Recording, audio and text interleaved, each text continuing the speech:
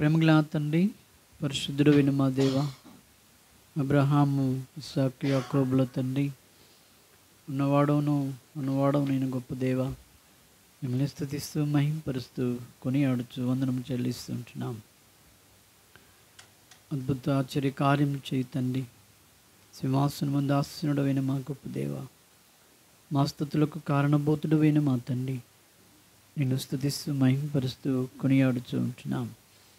యోగ్యులమైన నన్ను మమ్మలను తండ్రి మీరు వెదికి రక్షించుకొని ప్రభాని సన్నిధానంలో నైనా మరి ఎక్కడ నామంను ఇద్దరు మురు కూడి ఉంటారో అక్కడ ఉంటానని సెలవిచ్చిన మా ప్రియ ప్రభువా, నీ పాదం దుకొస్తూ నిన్నే స్తుతిస్తూ మహింపరుస్తూ కొనియాడుచు వందనము చెల్లిస్తూ ఉంటున్నాం.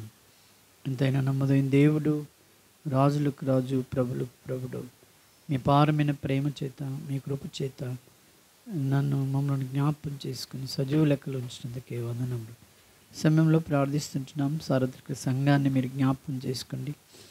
ఎక్కడ నీ దాసులు వాక్య పరిచయ నిమిత్తమే వెళ్తున్నారో మీరు అభిషేకించి బలపరిచి వాడుకునండి.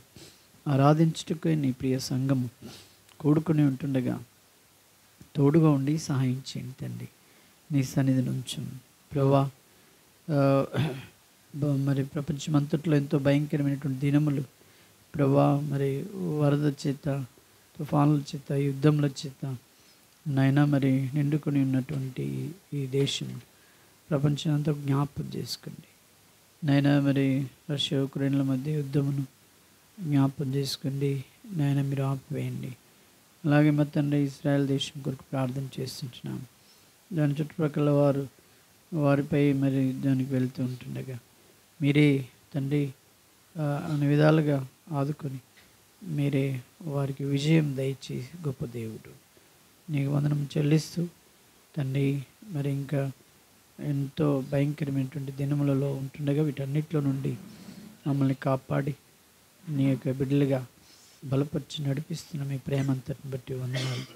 మా గత ప్రయాణం అంతట్లో కూడా మీరు తోడుగా ఉన్నారు. వారమంతా తిరిగి నేను ఆరాధించుటకై మమ్మల్ని సమకూరుస్తున్నందుకే నీకు వందనాలు. పాటల ద్వారా మీరు మహిమ పొందండి, వాద్యముల ద్వారా వాక్య పరిచయలు అన్నింటిలో కూడా మీరు మహిమ పొందండి. ఈ స్థలంపై మాపై మీ కమ్ముల మీద రక్త ప్రోక్షణ తెచ్చుకుంటున్నాం. ప్రభా కృప చూపించు, వందనము చెల్లిస్తూ నన్ను మమ్మల్ని మీ చేతులకు అప్పచెప్పు. నీ సన్నిధి నీ సహాయాన్ని కోరుకుంటూ యేసు నామంలో స్తుతించి ప్రార్థిస్తున్నాం తండ్రి, ఆమేన్.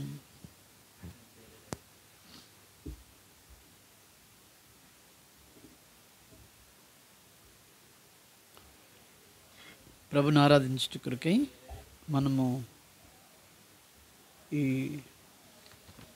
కోడికను పాట పాడుకున్నాము.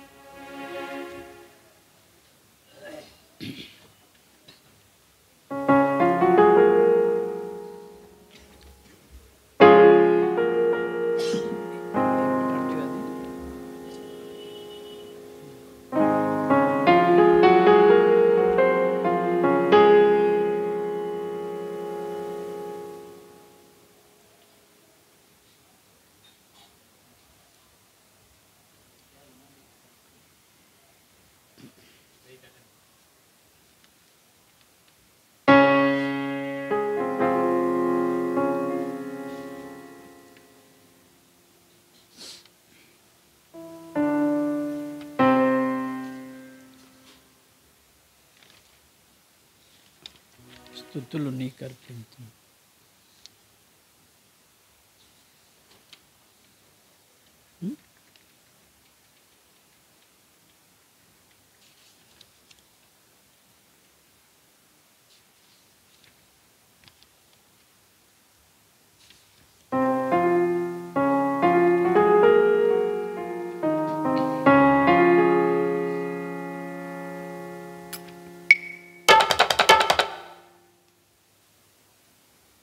పాట సంఖ్య 256.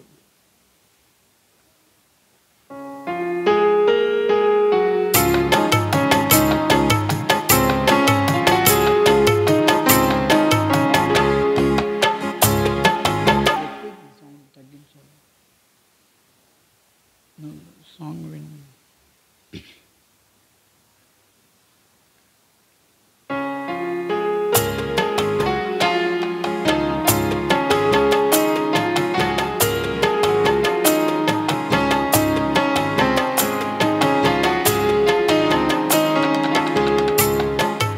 స్తుతులు నీకర్పింతును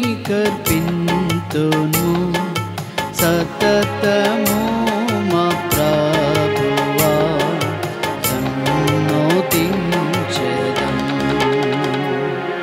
స్తుతులు నీకర్పింతుము సతతము మా ప్రభువా సన్నోతించెదం. గడచినాటి కాలము కరుణతో నన్గాచితివి.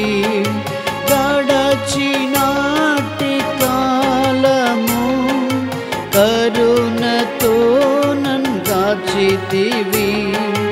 వెళ్ళలేనట్టి నీ కృపా చూపినట్టి మా ప్రభు. వెళ్ళలేనట్టి నీ కృపా చూపినట్టి మా ప్రభు. స్తుతులు నీకర్పింతుము సతతము మా ప్రభువా సన్నోతించెదం. స్తుతులు నీకర్పింతుము సతతము మా ప్రభువా సన్నోతించెదం. నాదు దినములన్నిటిన్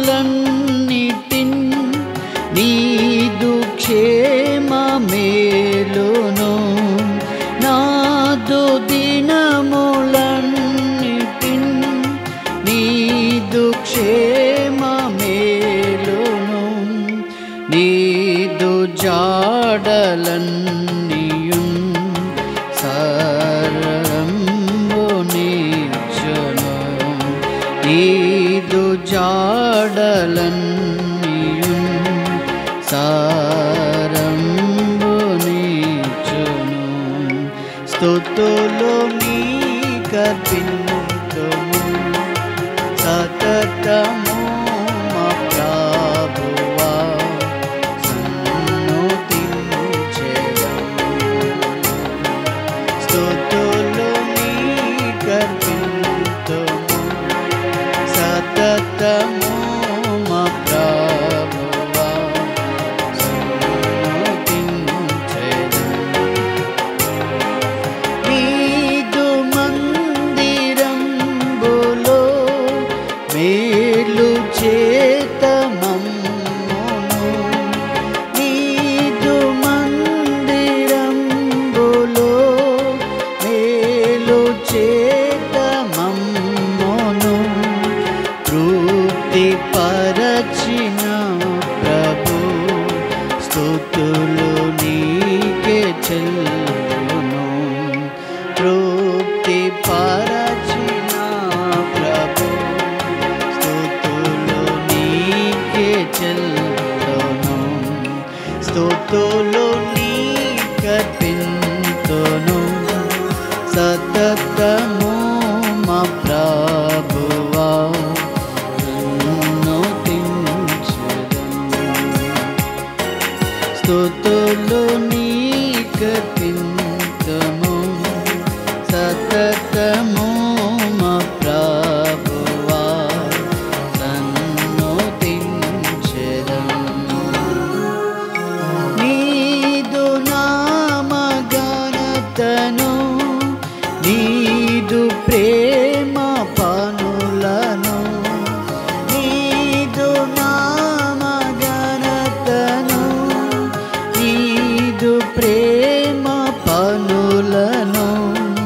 నాదుడా ని పాడేదా నాదు ప్రియ ప్రభువా. నాదుడా ని పాడేదా నాదు ప్రియ ప్రభువా. స్తుతులు నీకర్పింతును సతతము మా ప్రభువా సన్నోతించెదం. స్తుతులు నీ కర్పింతును సతతము మా ప్రభువా సన్నుతించెదం. సత్యరూపి నీవేగా సకల సృష్టికర్తవు. సత్యరూపి నీవేగా సకల సృష్టికర్తవు. సతతము మమ్మేలుము హల్లెలూయా పాడెదం. సతతము మమ్మేలుము హల్లెలూయా పాడెదం. స్తుతులు నీకర్పింతును సతతము మా ప్రభువా సన్నుతించెదం. స్తుతులు నీకర్పింతును సతతము మా ప్రభువా సన్నుతించెదం.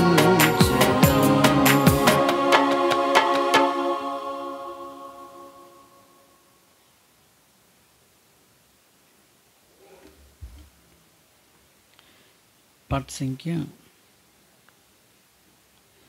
156, పాత పుస్తకంలో 154. పావనుడా మా ప్రభువా నిరక్షణకై స్తోత్రములు. 156 కొత్త పుస్తకము, పాత పుస్తకం 154.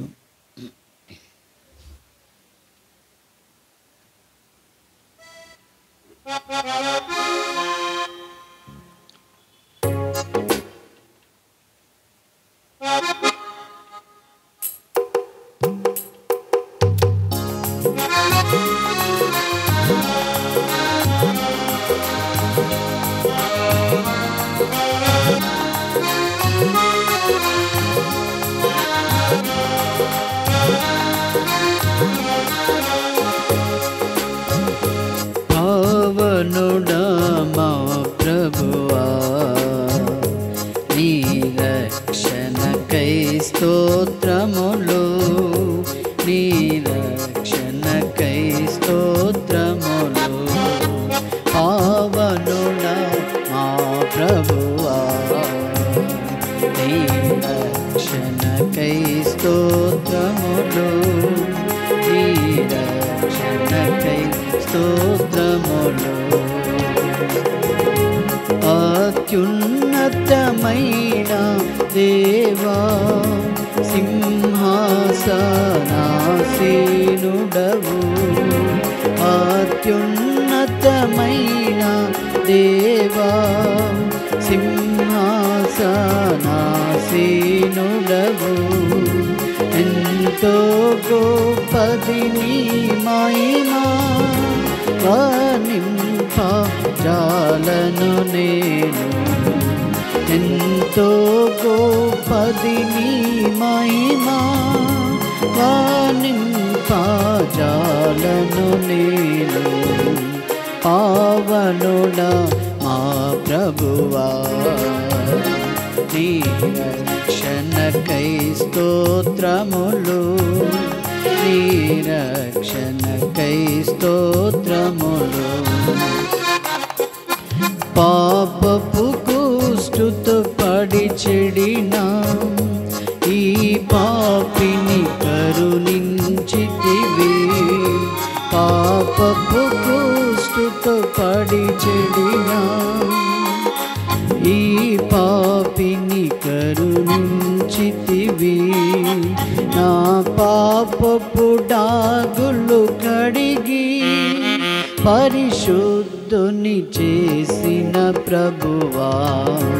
నా పాపపు డాగులు కడిగి పరిశుద్ధుని చేసిన విభుడా. పావనుడా మా ప్రభువా నీ రక్షణకై స్తోత్రములు. నీ రక్షణకై స్తోత్రములు. అపవిత్రమగు పెదవులతో కపటముగా జీవించితిని. అపవిత్రమగు పెదవులతో కపటముగా జీవించితిని. అపరాధి నోటిని తెరచి స్తుతి గీతమును సగిన ప్రభువా. అపరాధి నోటిని తెరచి స్తుతి గీతమును సగిన ప్రభువా. పావనుడా నీ రక్షణకై స్తోత్రములు, నీ రక్షణకై స్తోత్రములు. అపవిత్రమగు పెదవులతో కపటముగా జీవించితిని. అపవిత్రమగు పెదవులతో కపటముగా జీవించితిని. అపరాధి నోటిని తెరచి స్తుతి గీతమును సగిన ప్రభువా. అపరాధి నోటిని తెరచి స్తుతి గీతమును సగిన ప్రభువా. పావనుడా మా ప్రభువా. నీ రక్షణకై స్తోత్రములు, నీ రక్షణకై స్తోత్రములు. నీ క్రయధనమధికము ఎంతో నా కర్త నిన్ను ప్రణుతింతు. నీ క్రయధనమధికము ఎంతో నా కర్త నిన్ను ప్రణుతింతు. నాకందరి కంటే గనుడా ఓ కల్వరి నాదా యేసు. నాకందరి కంటే గనుడా ఓ కల్వరి నాదా యేసు. పావనుడా మా ప్రభువా. నీ రక్షణకై స్తోత్రములు, నీ రక్షణకై. మహిమా పరతును ప్రభు యేసు ఆహదానందముతో నిరతం. మహిమా పరతును ప్రభు యేసు ఆహదానందముతో నిరతం. మహోన్నతుడా ప్రభు నిన్ను మహిమలో ఆరాధించెదను. మహోన్నతుడా ప్రభు నిన్ను మహిమలో ఆరాధించెదను. పావనుడా మా ప్రభువా. నీ రక్షణకై స్తోత్రములు, నీ రక్షణకై స్తోత్రములు. నా కన్నులతో నిన్ను చూచెదను. ఆకాశమున దూతల మధ్య నా కన్నులతో నిన్ను చూచెదను. ఆకాశమున దూతల మధ్య రక్షక త్వరగా రారమ్ము. అక్షయుడా నీకే స్తుతులు. రక్షక త్వరగా రారమ్ము. అక్షయుడా నీకే స్తుతులు. పావనుడా మా ప్రభువా. నీ రక్షణకై స్తోత్రములు, నీ రక్షణకై స్తోత్రములు.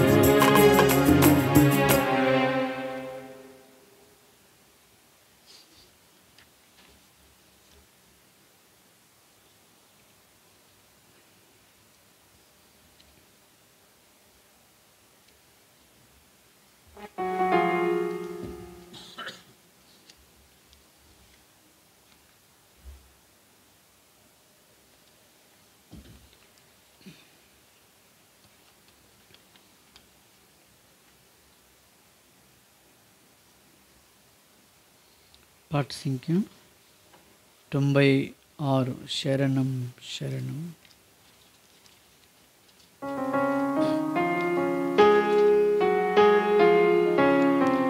96 పాత పుస్తకంలో 94 శరణం శరణం శరణం దేవా.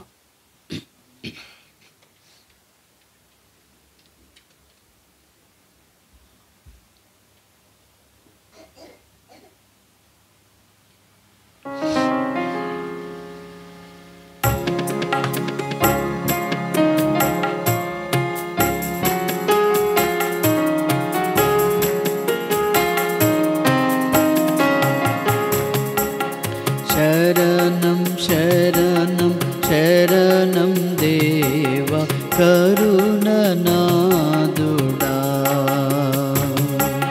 శరణం శరణం శరణం దేవా కరుణనాదుడా. కరుణనాదుడా ఈ తరుణమే ప్రభు. కరుణనాదుడా ఈ తరుణమే ప్రభు. శరణం శరణం శరణం దేవా కరుణనాదుడా. పాపరహిత దేవ కుమార శాపవాహక. పాపరహిత దేవ కుమార శాపవాహక. శాపవాహక నిత్య కోపరహితుడా. శాపవాహక నిత్య కోపరహితుడా. శరణం శరణం శరణం దేవా కరుణనాదుడా.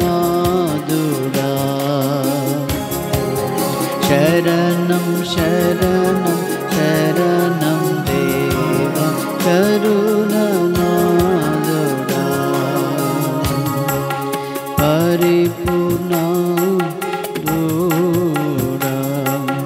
నరవతారుడా. పరిపూర్ణ దేవుడా నరవతారుడా.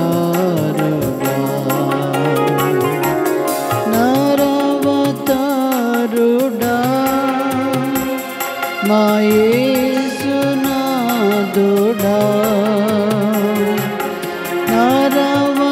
నరవతారుడా మా యేసునాథుడా. శరణం శరణం శరణం దేవా కరుణనాదుడా.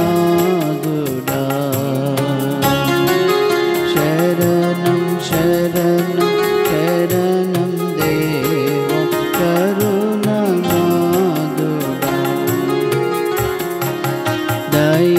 దయామయుండ క్రీస్తు యేసు దాక్షిణ్య ప్రభువా. దయామయుండ క్రీస్తు యేసు దాక్షిణ్య ప్రభువా. దాక్షిణ్య ప్రభువా బాహుల్య దేవుడా. దాక్షిణ్య ప్రభువా బాహుల్య దేవుడా. శరణం శరణం శరణం దేవా కరుణనాదుడా. శరణం శరణం శరణం దేవా కరుణనాదుడా.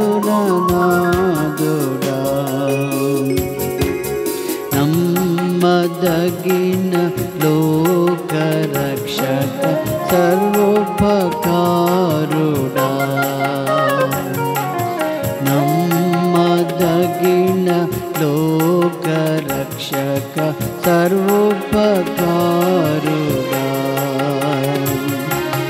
సర్వోపకారుడా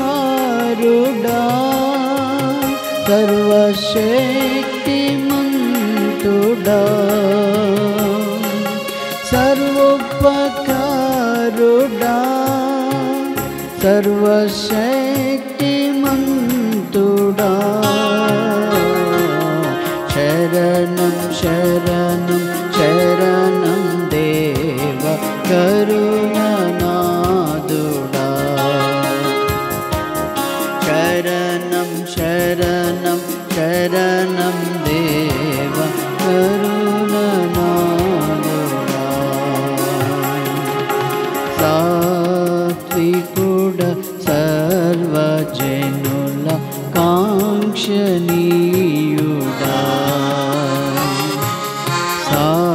సాత్వికుండ సర్వజనుల కాంక్షణీయుడా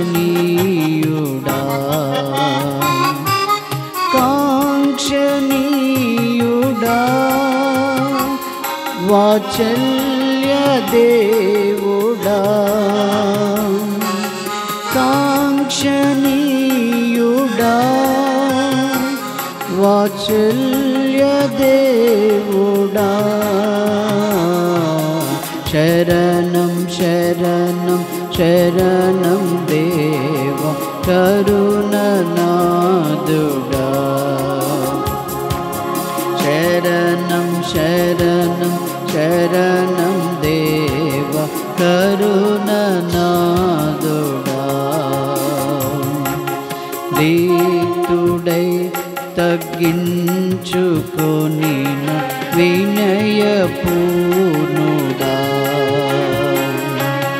రీతుడై తగ్గించుకొని వినయపూర్ణుడా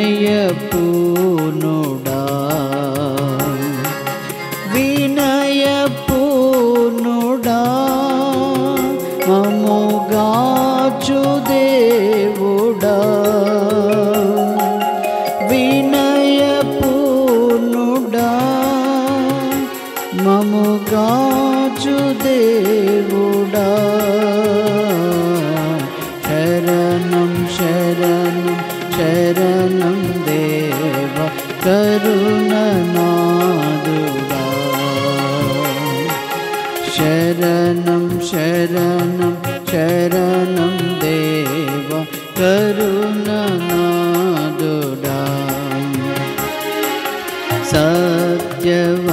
సత్యవంతుడవు మాదు నిత్య దేవుడా సత్యవంతుడవు మాదు నిత్య దేవుడా నిత్య దేవుడా మా మంచి బోధకుడా నిత్య దేవుడా మా మంచి బోధకుడా శరణం శరణం శరణం దేవ కరుణనాదుడా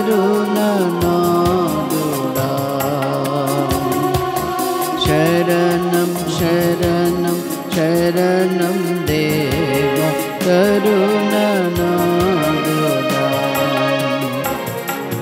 సర్వలోక సృష్టికర్త సత్యదేవుడా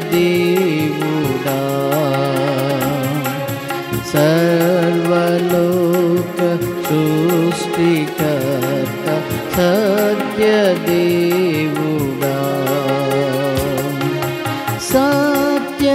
సత్యదేవుడా మా నిత్య జీవమా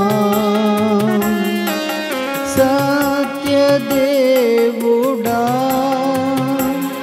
మా నిత్య జీవమా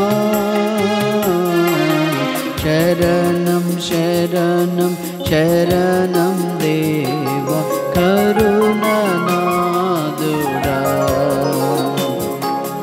శరణం శరణం శరణం దేవ కరుణనాదుడా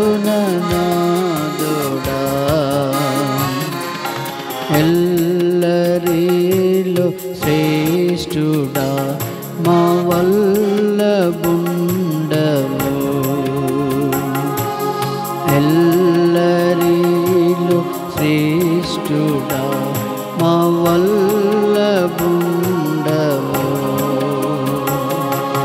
వల్లబుండవు హల్లెలూయా పాడేదం వల్లబుండవు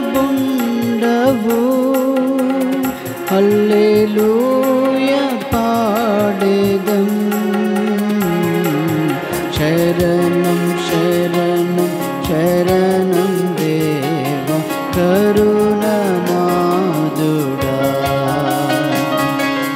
శరణం శరణం శరణం దేవ కరుణనాదుడా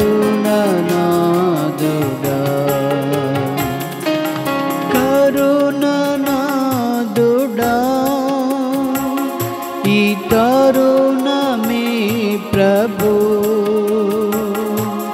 కరుణనాదుడా ఈ తరుణమే ప్రభు శరణం శరణం శరణం దేవ కరుణనాదుడా శరణం శరణం శరణం దేవ కరుణనాదుడా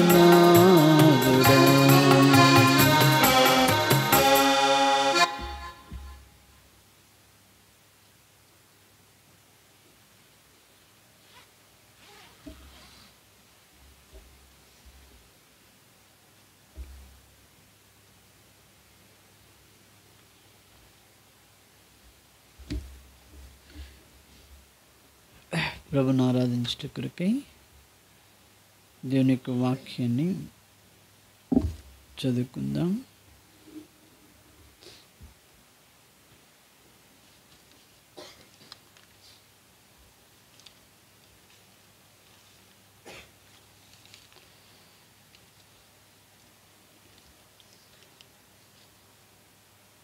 కీర్తనలు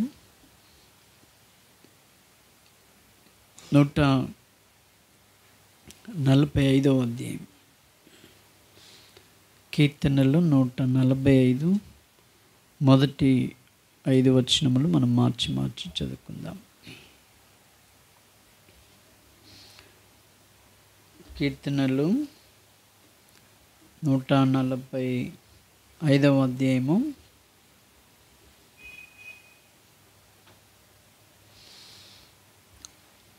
రాజువైన నా దేవా, నిన్ను ఘనపరచెదను, నీ నామము నిత్యము సన్నుతించెదను.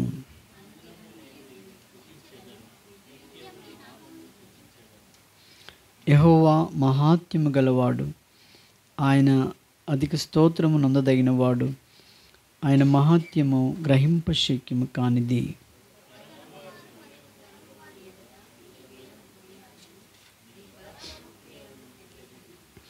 మహోన్నతమైన నీ ప్రభావ మహిమను, నీ ఆశ్చర్య కార్యములను నేను ధ్యానించెదను. చాలు. ప్రభు సహాయం కొరకై ప్రార్థన చేద్దాం.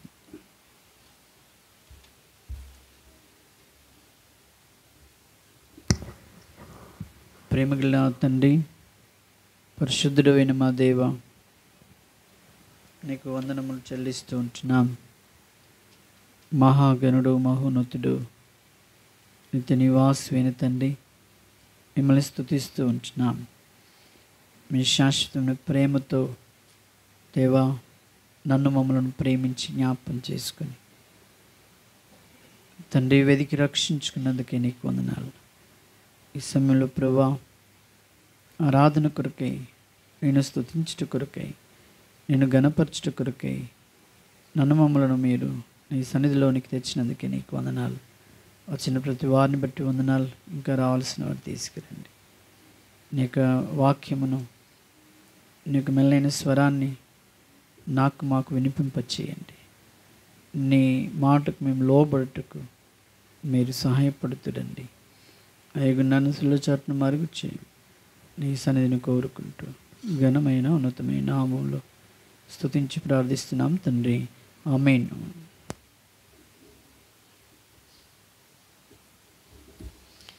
సమయంలో దేవుని యొక్క వాక్యము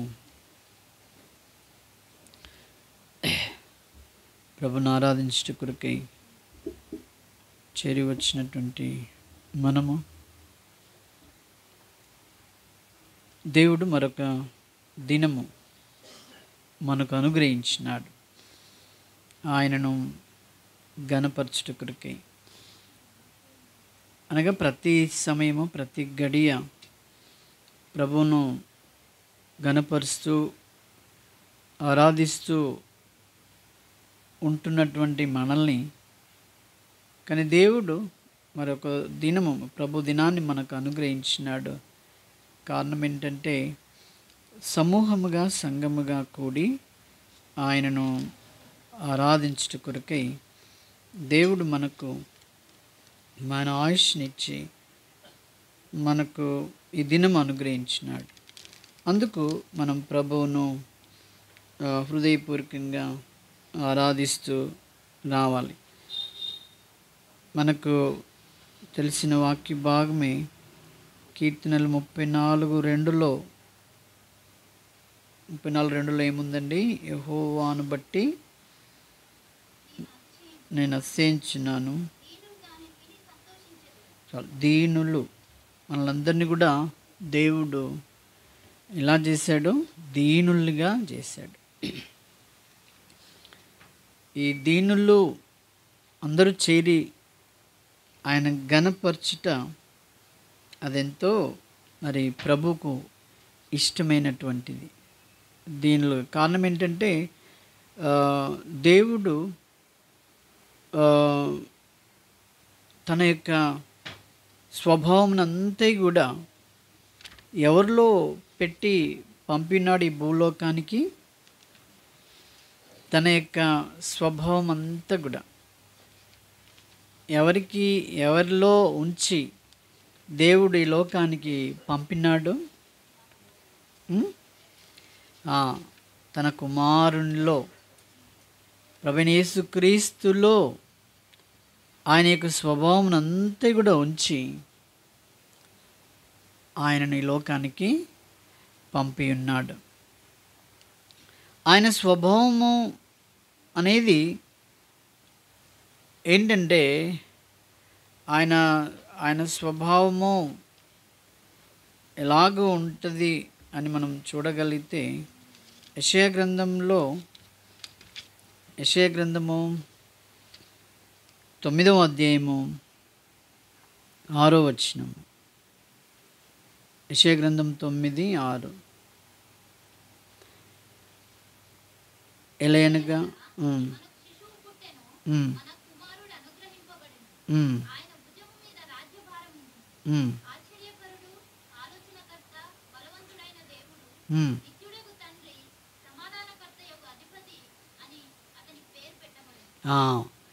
మన ప్రభువైన యేసుక్రీస్తు ఈ లోకంలో ఆయన రాజ్యభారముతో వచ్చినాడు. తర్వాత ఆయన ఎలాంటి వాడండి?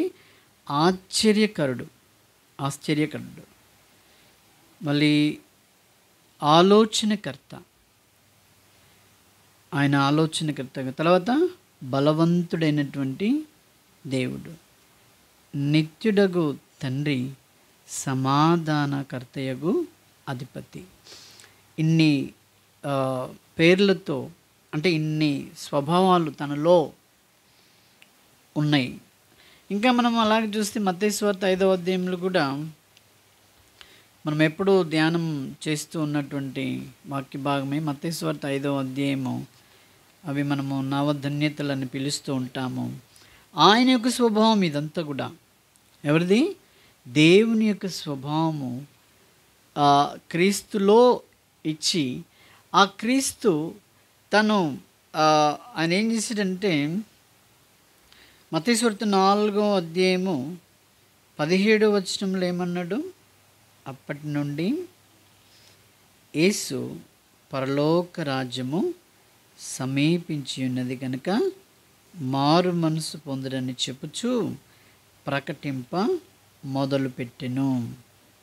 యేసు ప్రభువారు స్వయంగా తనే ప్రకటిస్తూ ఉన్నాడు.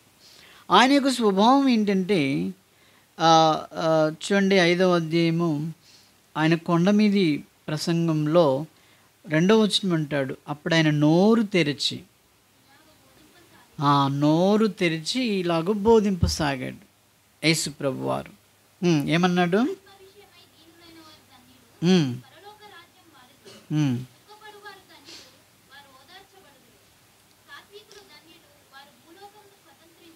ఉమ్,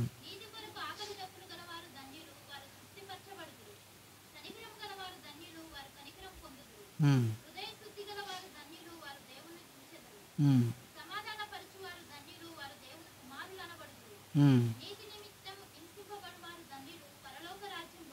చాలు. ప్రభువైన యేసుక్రీస్తు ఈ లోకంలో మానవాళిని ప్రేమించి యేసుక్రీస్తుని లోకానికి పంపి మానవులలో లేని ఇదంతా చెప్తూ ఉన్నాడు. ఈయన ఈ మానవుల్లో కోల్పోయినటువంటిది, మానవుడు ఎప్పుడు కోల్పోయాడు? ఏదెన్ తోటలో ఆయన కోల్పోయాడు ఇదంతా కూడా.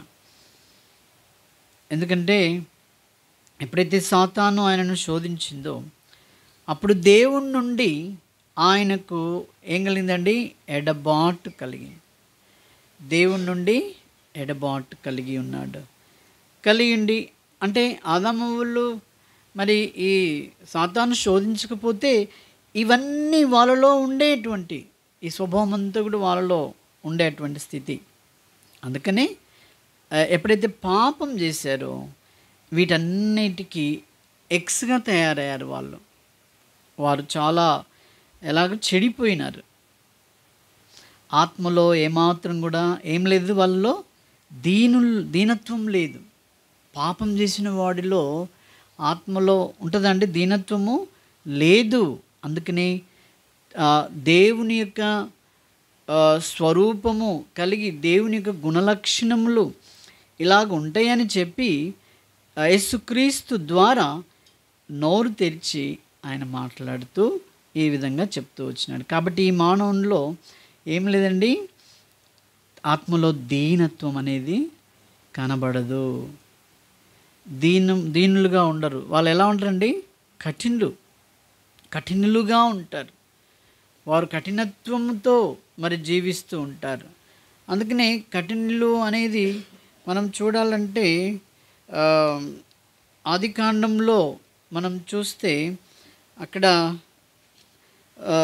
రక్తము పంచుకొని పుట్టినటువంటి కుమారులలోనే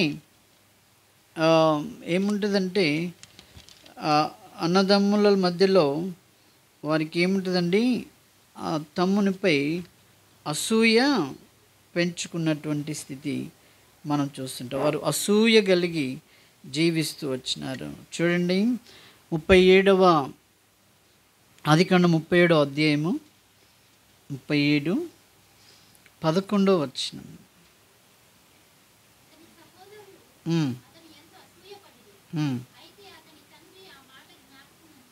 చాలు.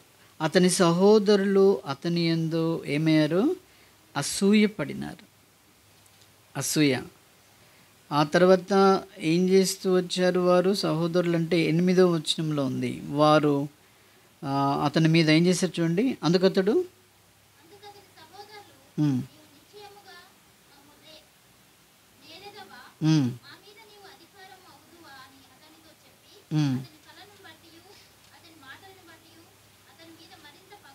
చాలు, మరింత పగబట్టిరి. మనకు ఆ సంభాషణ వారి యొక్క మధ్యలో ఉన్న దానికంటే మనకు ప్రాముఖ్యమైనది ఏంటంటే మనిషిలో వచ్చినటువంటిది ఏమొచ్చింది? పగ, తర్వాత అసూయ. సో వీటితో నిండిపోయి మరి రక్త సంబంధం అనేది ఏది కూడా లేకుండా వారు అటువంటి భయంకరమైన స్థితిలో ఉండిపోయారు. కారణం ఏంటంటే వారిలో ఏం లేదండి, ఆత్మ విషయంలో దీనత్వం అనేది లేదు. యేసుప్రభు మాటలు వారికి ఏమాత్రం కూడా మరి వారికి ఏమాత్రం వర్తించడం లేదు. అందుకని ఏమన్నాడంటే ఆత్మ విషయంలో దీనులుగా ఉండాలి. అప్పుడు మీకు ఏమొస్తుందంటే పరలోక రాజ్యం వస్తుంది అన్నాడు. ఆత్మ విషయంలో దీనత్వంగా నువ్వు ఉంటే అప్పుడు నీకేమొస్తుందండి? పరలోక రాజ్యము ఇస్తాడు. ఊరికినే ఇవ్వడు. సంఘ సభ్యత్వం ఉన్నంత మాత్రాన, లేకపోతే నేటి బ్యాప్టిజంలో సాక్ష్యం ఇచ్చినంత మాత్రాన, ఆ తర్వాత ఇంకా ఏదో చేస్తున్నంత మాత్రాన నీకు పరలోక రాజ్యము ఇవ్వడు. కానీ నువ్వు ఏ రీతిగా అయిపోవాలట? యేసుప్రభు నమ్మిన బిడ్డలు ఏ రీతిగా అయిపోవాలి? ఆత్మ విషయంలో దీనులైన వారుగా ఉండాలి. ఇంకా కఠినత్వానికి, మూర్ఖత్వానికి ఏమాత్రం కూడా చోటు ఉండకూడదు అన్నట్టు. వారు ఏమైపోవాలి?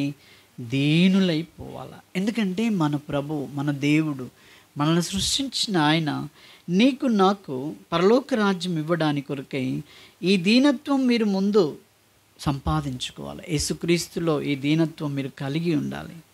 యేసుప్రభు నమ్మిన వెంటనే చాలు, ఇక దీనులైపోవాలి అన్నట్టు.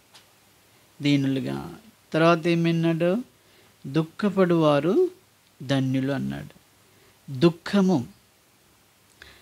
వస్తుందండి మనకు. ఎలా వస్తుందంటే, మనం ఎంత నమ్మకంగా, ఎంత న్యాయంగా పోతున్నా కూడా మన మీద సాడీలు చెప్పేవాళ్ళే ఎక్కువ ఉంటారు, లేకపోతే మన మీద అన్ని నిందలేసేవారు ఎక్కువ ఉంటారు, లేకపోతే మనకు మరి ఎంత నమ్మకంగా పోతుంటే మనము సుఖంగా ఉండలేం, తినలేం, దొరకదు.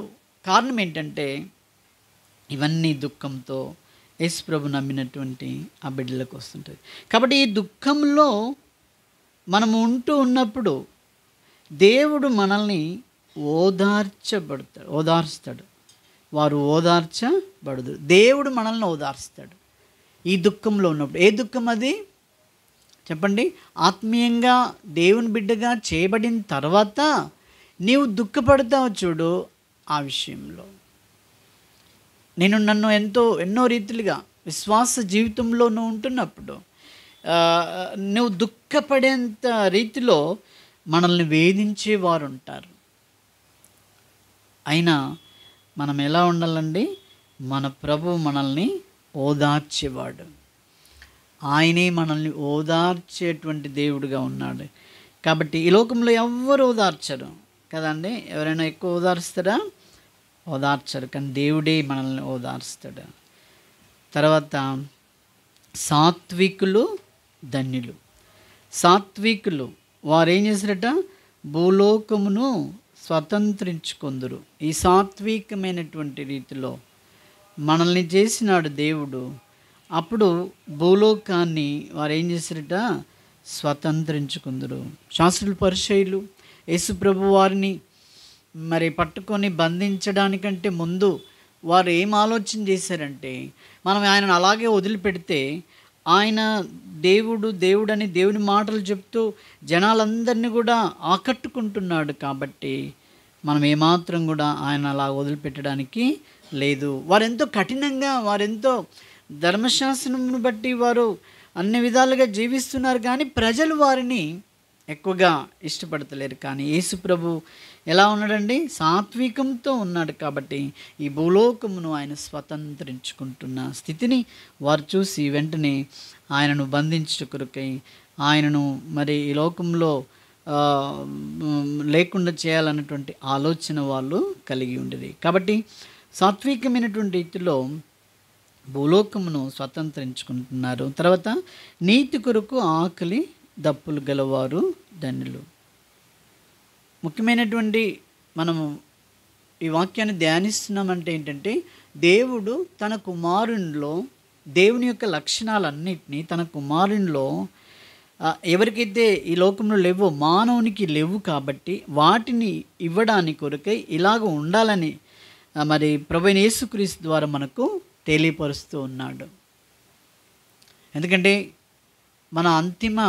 మన యొక్క గమ్యం ఏంటంటే, మనమందరం కూడా పరలోక రాజ్యంలో ప్రవేశించడానికి కొరకై దేవుని యొక్క అభిలాష, ఆయనకు ఆశ ఉంది. కాబట్టి నా ప్రజలు ఇలాగ ఉండాలి, నా ప్రజలు ఈ రీతిగా ఉండాలి, నా ప్రజలలో ఇది కావాలన్న ఆ తలంపుతో ఈ మాటలను దేవుడు మనకు అనుగ్రహించినాడు. తర్వాత ఏముందండి? నీతి కొరకు ఆకలి దప్పులు గలవారు ధన్యులు. నీతి కొరకు ఆకలి దప్పులు. మనము నీతితో బ్రతకడం, నీతిమంతులముగా జీవించడం, నీతి కలిగి ఈ లోకంలో జీవించాలి. ఈ నీతి మనకు యేసుక్రీస్తు ద్వారానే లభిస్తుంది. యేసుక్రీస్తే మనల్ని నీతిమంతులుగా చేశాడు. ఒకప్పుడు అబద్ధికులముగా, అన్యాయముగా ఉంటిమి, కానీ ఇప్పుడు నీతి కలిగి మనము జీవించేటువంటి వారం. అన్ని విషయంలో అదేంటి, ఏదైనా తప్పుడుగా మనకు డబ్బు రావడము కానీ, లేకపోతే మనం చేయడము కానీ, లేదా మనం జీవించడం, మన లైఫ్ కూడా, మన బ్రతుకు కూడా అనీతిమంతులముగా జీవించట ఒకప్పుడు ఉండే, కానీ ఇప్పుడు అలాగూ కాదు. నీతి కొరకు మీరేం కావాలండి? ఆకలి దప్పులు ఉన్నా కానీ ఆయన ఏం చేసేటట్టు మనల్ని వారు తృప్తిపరచబడుదురు. దేవుని ద్వారా మనం ఏం చేస్తామో తృప్తిపరచబడతాం. అంటే మన దేవుడు, మన ప్రభువు మనకు ఎలా ఉన్నాడంటే, మీరు ఆత్మ విషయంలో దీనులుగా ఉంటే మీకు పరలోక రాజ్యం ఇస్తాను, ఒకవేళ మీరు దుఃఖంలో ఉంటే మిమ్మల్ని ఓదార్స్తాను, సాత్వికంతో ఉంటే మీరు భూలోకాన్ని స్వతంత్రించుకుంటారు, నీతి కొరకు ఆకలి దప్పులు గలవారుగా ఉంటే నేను మిమ్మల్ని ఏం చేస్తానండి? తృప్తిపరిచేటువంటి దేవుడు మనల్ని తృప్తిపరుస్తాడు. ఈ తృప్తి యేసుప్రభువుని నమ్ముకున్నాం అనుకోండి, యేసుప్రభువులో మనం ఉంటే మనకి ఏమి లేకున్నా తృప్తిగా ఉంటామట. లోకస్తులు చూడండి, వాళ్ళకి ఎంత ఉన్నా తృప్తి అనేది ఉండదు. ఎంత ఉన్నా కూడా తృప్తి ఉండనే ఉండదు. మనకు వారికి దేవుని నమ్మిన బిడ్డలకు మనకు తేడా ఏంటంటే, మనము తృప్తిపరచబడతాం. కలిగిన దాంట్లో తృప్తి, ఇచ్చిన దాంట్లో తృప్తి కలిగి ఉంటాం. ఈ లక్షణము దేవుని లక్షణము కుమారుని ద్వారా మానవులకు అనుగ్రహించట కొరకై నోరు తెరిచి ఇలాగూ చెప్తూ వచ్చినాడు. తర్వాత ఏం చేసినాడండి? కనికరము గలవారు ధన్యులు, వారు కనికరము పొందుతూ ఉంటారు. కాబట్టి కనికరము, ఒకప్పుడు మనకు కనికరం లేదు, కఠినులం, ఈ లోకంలో కఠినత్వంతో జీవిస్తూ వచ్చాం. ఇప్పుడు ఆ కఠినత్వం నుండి దేవుడు, మీరు మరి ఆ కఠినత్వంను విడిచిపెట్టాలి అని చెప్పి, కఠినంగా ఉన్నట్టయితే మీరు నిజమైనటువంటి కనికరమును మీరు పొందరు. కాబట్టి మీరేం చేయాలి? కనికరం కలిగే వారుగా ఉండాలి. కనికరం అన్ని విషయాల్లో మనం కనికరం చూపించే వారంగా మనం ఉండాలి. కనికరంతో జీవించాలి. మన పట్ల వేరే వాళ్ళు కనికరం చూపించకపోయినా కానీ నువ్వు దేవుని బిడ్డగా ఇతరులకు నీ దేవుని నువ్వు కనపరచడానికి కొరకై నువ్వేం చేయాలండి? కనికరమును చూపిస్తురావు.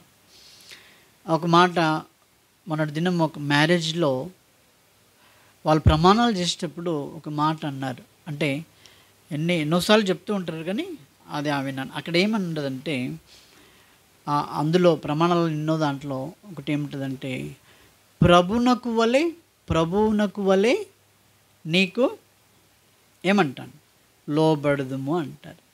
ప్రభువునకు వలె అంటే వీళ్ళు ఏంటన్నట్టు, ఈ మ్యారేజ్ చేసుకునే దగ్గరికి వచ్చేంత వరకు కూడా ఈమె దేవుని నమ్ముకొని ప్రభువుకు లోబడుతూ ఉంది అన్నట్టు అర్థం అక్కడ. అట్లా నేను ప్రభువుకు లోబడుతున్నట్టు ఆయనే కానీ ఈమె కానీ, నేను ప్రభువుకు లోపడుతున్న రీతిగా నేనేం చేస్తాను? నీకు లోబడతా అని చెప్తున్నది ఆయన, ఆమె, ఎవరైనా. యథార్థంగా చెప్పాలంటే వాళ్ళ ఇంట్లో ఉన్నప్పుడు నిజంగా యేసు ప్రభువును హృదయపూర్వకంగా వాళ్ళు వెంబడించినట్టయితే వాళ్ళు కనికరంతో, లేకపోతే వారు ప్రభువునకు లోబడుతూ ఉంటారు.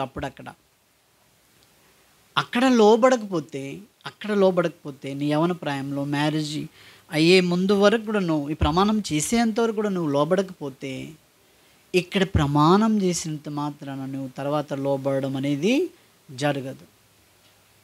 ప్రభువునకు వలె లోబడతాం అంటే ఏంటి? నా ప్రభువు ఎలాంటి వాడు తెలుసా అన్నట్టుగా వాళ్ళ మీద చూపిస్తాం. ఏమనంటే, ఏంటి నీ సంగతి ఏంది, నువ్వెంత, నీ బిషాజ్ ఎంత, అట్లా అని చూపిస్తాం. అంటే ఏంటి? ప్రభు ఇట్లా ఉన్నాడు అన్నట్టుగా చూపించడం.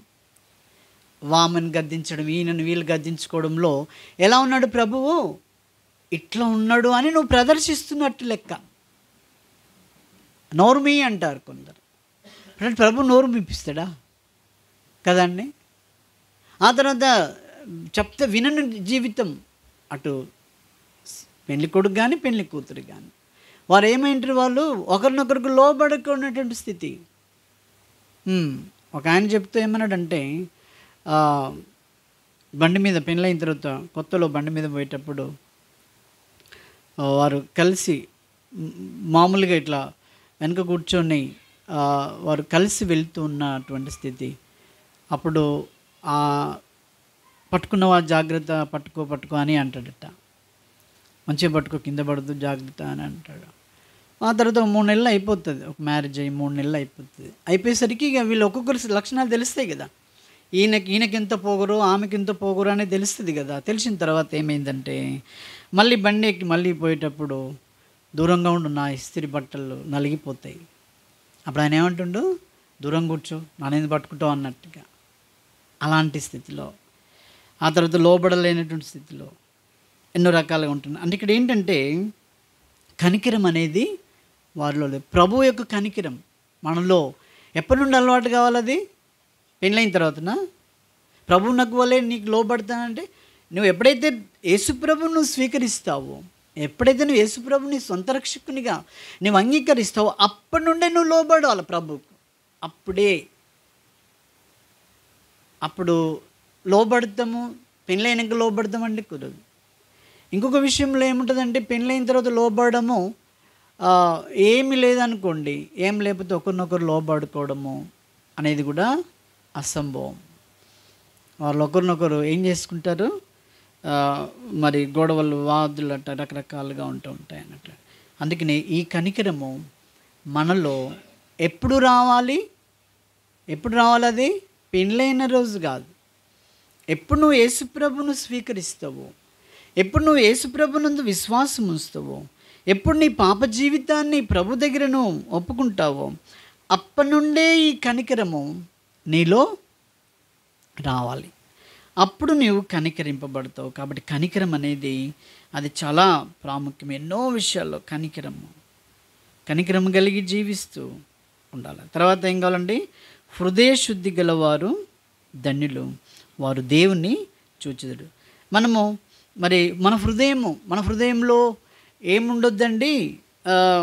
మరి ఆరాధించుట కొరకై వచ్చినటువంటి మనము మన హృదయంలో చూడండి, మత్తయి సువార్త 5వ అధ్యాయము, మత్తయి సువార్త 5వ అధ్యాయము 23వ వచనంలో ఏముంది చూడండి. కావున నీవు బలిపీఠం నొద్ద అర్పణము చుండగా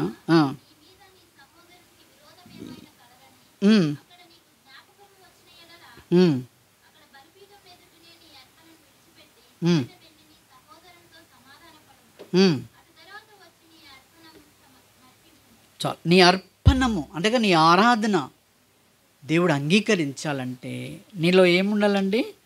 హృదయ శుద్ధి ఉండాలి. హృదయ శుద్ధి కదా. 22లో ఏమంటాడు?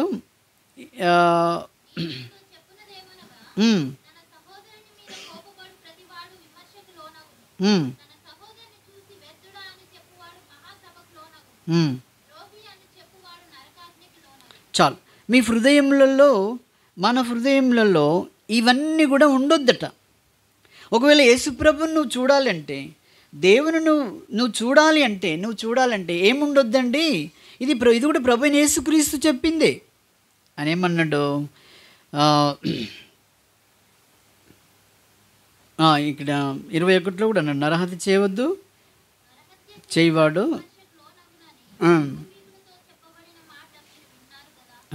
చాలు. మీరు ఇవన్నీ మాటలు మీరు వింటున్నారు కదా.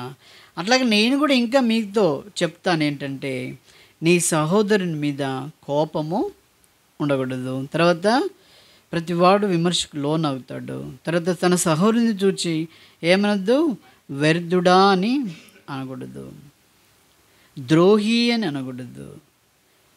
అట్లాగైతే మీరేమవుతారట, నరకాగ్నికి లోనగుదురు.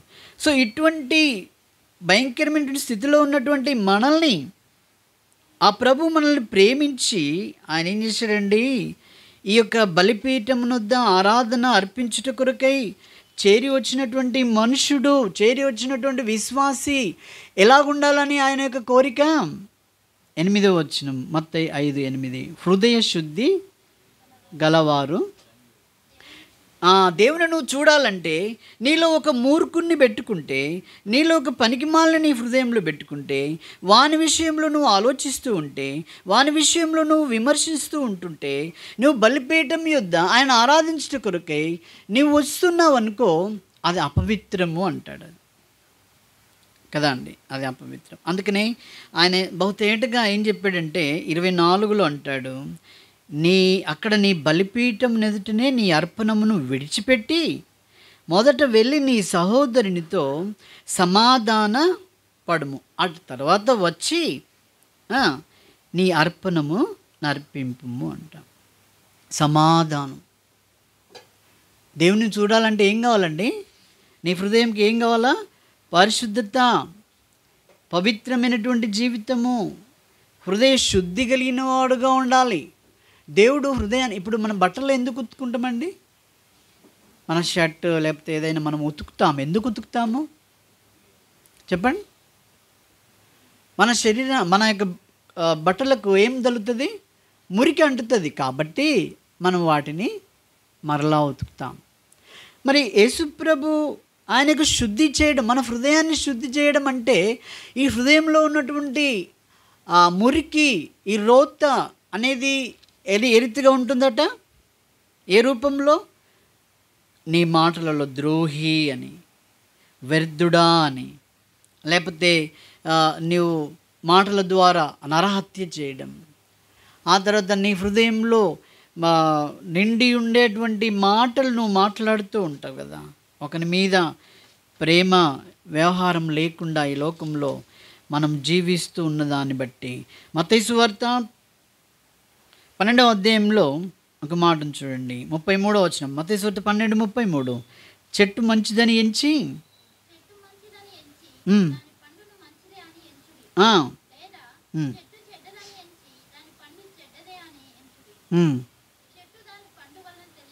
చాలు.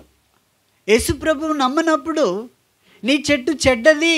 కారణం ఏంటంటే నీలో ఉన్నటువంటి ఈ భయంకరమైనటువంటి పాపము ఉన్నది. కాబట్టి ఇప్పుడు నువ్వు యేసుప్రభువు లేని సమయంలో నీ చెట్టు ఎలా ఉందన్నట్టు? చెడ్డదిగా. నీ ఫలాలన్నీ కూడా చెడ్డవి. నీ ఫలాలు ఏమొస్తున్నాయండి? వ్యర్థుడా, కోపము, ఆ తర్వాత ఇష్టం ఉన్నట్టు మాట్లాడము, లోబడలేనటువంటి స్థితి, సమాధానం లేనటువంటి స్థితి, ఈ ఫలాలు కాస్తూ ఉంది నీ చెట్టు. దాన్ని బట్టి నువ్వెవరి ఏ రీతిగా ఉంటున్నావు అనేది చెప్పడానికి వీలు ఉంటుంది అన్నట్టు. అందుకని అంటాడు చెట్టు చెడ్డదని, చెట్టు మంచిదని నుంచి దాని పండును మంచిదని. అయితే యేసుప్రభుని ఎప్పుడైతే నమ్ముతావో అప్పుడు నీ చెట్టు ఏమవుతుందండి? మంచి చెట్టు. చెడ్డదని నుంచి దాన్ని చెడ్డదంటావు, కానీ ఇప్పుడు చెట్టు దాని పండు వలన అది తెలియపరచబడుతుంది. చెట్టు మంచిదని ఎంచి దాని పండును మంచిదే అని ఎంచవలను. మొన్నటి దినం మనం ఒక దగ్గర టీ దానికి పోయాము, మా వ్యాన్ ఆపుకొని. పోయిన తర్వాత టీ అయిపోయింది, 90 రూపాయలు ఏమైనాయి. నేను చేసిన చేంజ్ 500 రూపాయలు ఇచ్చాను. ఇచ్చిన తర్వాత మరి ఆ సహోదరి ఏం చేసిందంటే, చిల్లర లేవండి, ఉంటే చూడండి అన్నది. లేదండి లేదు అని చెప్తే తనేం చేసింది, త్వరగా తీసి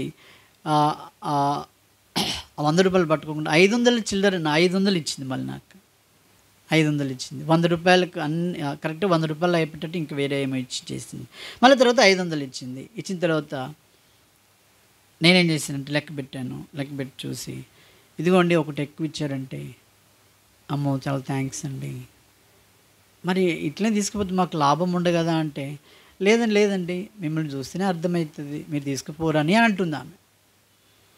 ఆ తర్వాత మెల్లిమెల్లిగా సంభాషణలో మేము మరి క్రైస్తవులం అన్నట్టు కూడా తనకు తెలియపరచడం అనేది జరిగింది. అప్పుడు తనేమన్నదంటే వాళ్ళు ఎలాగో ఎక్కువగా మోసం చేయరండి అనేది తను చెప్పగలిగింది. అంటే ఏంటి, నువ్వు ఏ చెట్టుగా అయిపోయావు, ఇప్పుడు దేవుని యొక్క చెట్టుగా నువ్వు మారిపోయినావు కాబట్టి నీలో ఫలాలు ఏమి వస్తూ ఉంటున్నాయి, మంచి ఫలం. ఒకరిని చూస్తే కనికరించడం, ఒకరి యందు ప్రేమ, ఒకరిది అన్యాయంగా తీసుకోవడం అనేది లేకుండా నీవు జీవిస్తుంటున్నావు. అట్టి వారు ఇంకో మాటలు ఏమని చెప్పాడు, హృదయ శుద్ధి గలవారు వారు ఎలా ఉంటారండి, దేవుడు వారు కలిసి చూచేటువంటి ఆ ఆధిక్యతను దేవుడు యేసుక్రీస్తు ద్వారా మనకు అనుగ్రహిస్తుంటున్నాడు. కాబట్టి ఆ రీతిగా మరి ఎంచండి. ఆ తర్వాత 34లో అంటాడు, అదే కీర్తనలు మత్తయి 12:34 ఏముంటుంది, సర్ప సంతానమా మీరు చెడ్డవారయ్యుండి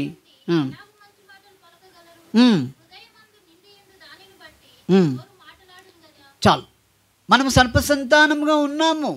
ఈ సర్ప సంతానము కొరకు యేసుక్రీస్తు ప్రభువారు ఈ లోకంలో తన కలువరి శిలువలో తన స్వరూపమును సొగసును అంతా కూడా కోల్పోయి ఆయన ఏం చేశాడంటే ఈ సర్ప సంతానము నుండి నీలో భయంకరమైనటువంటి పాడు బుద్ధి, నీలో మరి దుర్గంధము, నీలో వీటన్నిటి నుండి నిన్ను తొలగించి నీకు మంచి స్వభావం ఇవ్వడానికి కొరకై యేసుక్రీస్తు ప్రభువారు తను ఆ కలువరి శిలువలో బలి అయిపోయినాడు. అలా బలి అయిపోవడం ద్వారా ఆయన ఏం చేసినాడు, ఇప్పుడు అన్నాడు హృదయ శుద్ధి అన్నాడు కదండి. ఇంతకుముందు మనం చెప్పుకున్నాం కదా, బట్టలు మనం ఉత్తుకుంటాం ఎందుకంటే మైల పడిన తర్వాత ఉత్తుకుంటాం.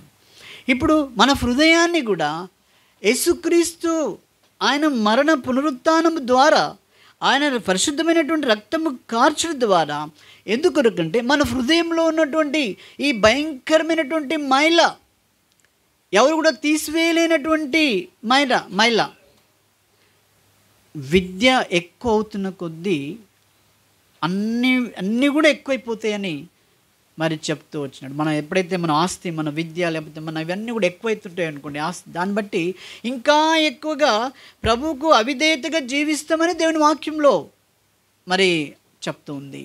అయితే మనం ఎప్పుడైతే ప్రభు కొరకై మనము తగ్గించుకొని జీవించాలని మరి యోహాన్ భక్తుడు కూడా చెప్తూ వచ్చాడు. చూడండి, యోహాను సువార్త 3వ అధ్యాయంలో 30వ వచనంలో ఏముంది, యోహాను సువార్త 3:30లో ఆయన ఏమంటాడు, ఆయన హెచ్చవలసి ఉన్నది, నేను తగ్గవలసి ఉన్నది. ఆయన హెచ్చాల. ఎవరు హెచ్చాలి? యేసు ప్రభు. నీ విషయంలో, నా విషయంలో ఆయన హెచ్చించబడాలి. నాకున్నది ఏదైనా నాది అని గర్వించడానికి లేకుండా మనం విధేయులమై లోకంలో జీవిస్తూ అలా ఉండాలంటే, అప్పుడు ఎప్పుడైతే ఈ మత్తయి సువార్త 5వ అధ్యాయము ఈ 9 నవధన్యతలను మీరు ఎప్పుడైతే నువ్వు కలిగి ఉంటావో అప్పుడు నీలో ఉన్నటువంటి సర్ప సంతానాన్ని తొలగిస్తాడు. తొలగిపోయిందా నిజంగా మనలో? యేసుప్రభు రక్తంలో నీ ప్రతి పాపము నువ్వు కడుక్కున్నావా? నువ్వు తొలగించుకున్నావా? అసూయతో నుండి, లేకపోతే మత్తయి సువార్త మనం చూసిన రీతిగా కోపం నుండి, ద్వేషం నుండి, నీ సహోదరుని పట్ల, లేకపోతే అన్ని విధాలుగా నువ్వు ఏ రీతిగా మరి జీవిస్తూ ఉంటున్నావు, అవన్నీ తొలగించుకుంటేనే నువ్వు హృదయ శుద్ధిగా ఉంటావు. మనం ఎప్పుడన్నా ఫంక్షన్స్కి వెళ్ళాలంటే, మరి ప్రభుదినం రావాలంటే కూడా మనం ఏం చేస్తామండి, మంచిగా శుద్ధి స్నానాలు చేసి మంచి బట్టలు వేసుకొని ఫంక్షన్స్ కానీ దేవుని ఆరాధనకు కానీ మనం వస్తూ ఉంటున్నాము. అయితే దేవుని కొరకు కూడా మనము సిద్ధపడాలంటే మనం ఏం కావాలా, మనం హృదయము ఎప్పటికీ కూడా ఏం చేసుకోవాలండి, శుద్ధి చేసుకోవాలి. ఎక్కడ మైలబడుతుంది, ఎక్కడ ద్వేషిస్తున్నావు, ఎక్కడ సాడీలు చెప్తున్నావు, ఎక్కడ అసూయతో జీవిస్తున్నావు, ఎక్కడ నువ్వు దుర్గంధంతో జీవిస్తున్నావు, కడుక్కోవాలి. యేసు ప్రభువా నన్ను కడుగు, నన్ను పరిశుద్ధిగా చెయ్యి. అలా ఉండడం ద్వారా నువ్వు దేవుని చూస్తావట. నువ్వు కడగకుండా, నువ్వు క్షమించకుండా, కనికరం లేకుండా నువ్వు చూడలేవు. తర్వాత ఏమన్నాడండి చివరిగా, ఇంకొక మాట ఉంది 9వ వచనంలో, సమాధానపరచువారు ధన్యులు, వారు దేవుని కుమారులు అనబడతారు. ఒకరి మధ్యలో ఏదైనా గొడవ వచ్చిందనుకోండి, మరి సమాధానపరచడం ఎవరి బాధ్యత? అది ఎవరి బాధ్యత? సర్ప సంతానం నుండి ఎవరైతే విడుదల పొందినారో, వారు దేవుని బిడ్డలు అయిపోయారు. వారు ఇంకొకరి మధ్యలో అంటే వీరు సమాధానంగా ఉంటూ వారు ఏం చేస్తున్నారట, వేరే వారికి సమాధానపరచడం అనేది మనం నేర్చుకోవాలి. ఎందుకంటే దేవునితో సమాధానము లేము. మనము యేసుక్రీస్తు ద్వారా దేవునితో సమాధానపరచబడ్డాము. అయితే ఈ లోకంలో చాలామంది జనాలు మరి సమాధానం లేని వారుగా ఉంటారు.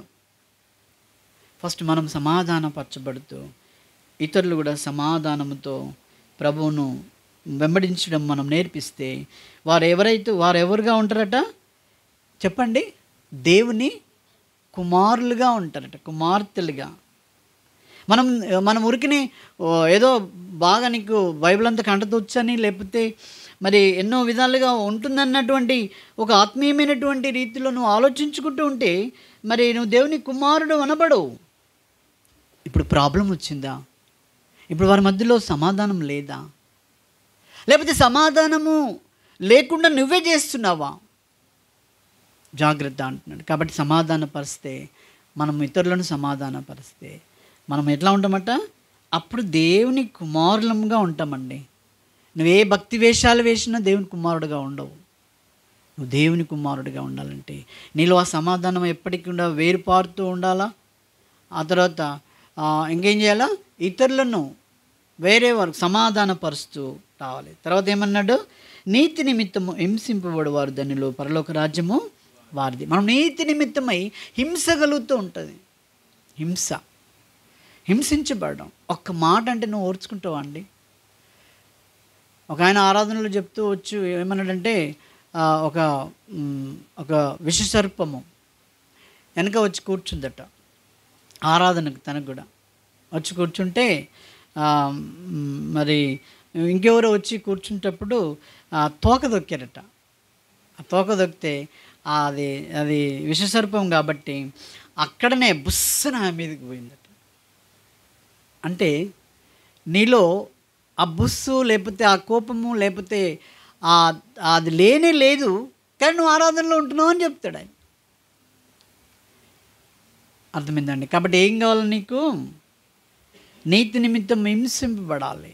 నిన్ను అవమానపరుస్తారు, నీకు ఏం లేనిదిగా చేస్తారు, ఎన్నో విధాలుగా చేస్తుంటారు. అయినా కూడా నువ్వు నీతి నిమిత్తము నువ్వు హింస పొందుతూ ఉండాలి.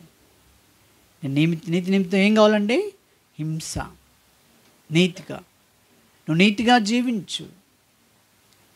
అప్పుడు నీకు హింసలు అనేది కలుగుతున్నా కూడా నువ్వేమాత్రము అధైర్యపడడానికి లేదు. కారణం ఏంటంటే ఇది నీ ప్రభువే చెప్పాడు, ఇది నీ ప్రభువే నీకు ఇచ్చినాడు. ఈ లక్షణాలు మనం కలిగి ఉండాలి. ఈ లక్షణాలు మనకి ఇవ్వడానికి కొరకే యేసుప్రభు వారు కలవరిశిలో బలి అయిపోయాడు.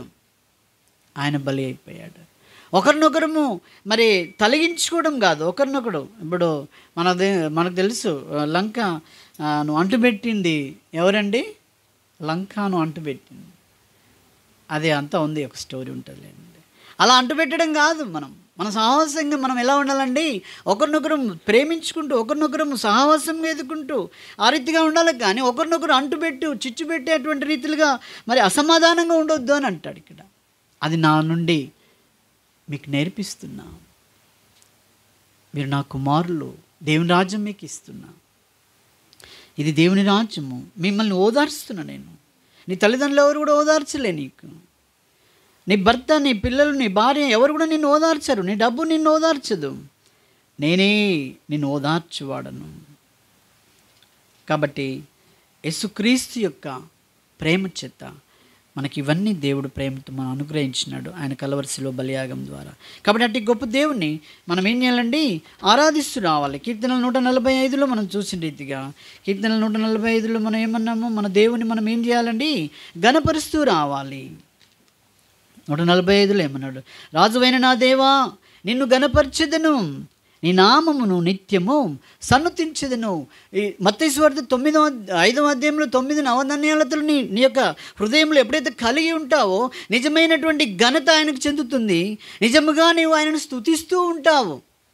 నీ హృదయం మార్పు చెందకుండా నువ్వు ఎంత చిలక పలుకులు ఆరాధన చేసినా కూడా వేస్ట్. నువ్వు ఎన్ని పాటలు పాడినా కూడా వేస్ట్. నీ భక్తి జీవితం వేస్ట్. మొట్టమొదటిగా మనకు ఆ ధన్యతల్లో మనము జీవిస్తున్నట్టయితే మనం నిజమైనటువంటి ఘనత ఆయనకు అర్పిస్తూ ఉంటాం. కాబట్టి ఇటు వాక్య తలంపులతో మన ప్రభువును మనము ఆరాధించుకుందాం. మోకరించండి, మన ప్రభువును మనము ఆరాధించుకుందాం. సరే, ఒక చిన్న పల్లవి పాడి మన ప్రభువును ఆరాధించుకుందాం. నోరారగా చేతును దైవారాధనను,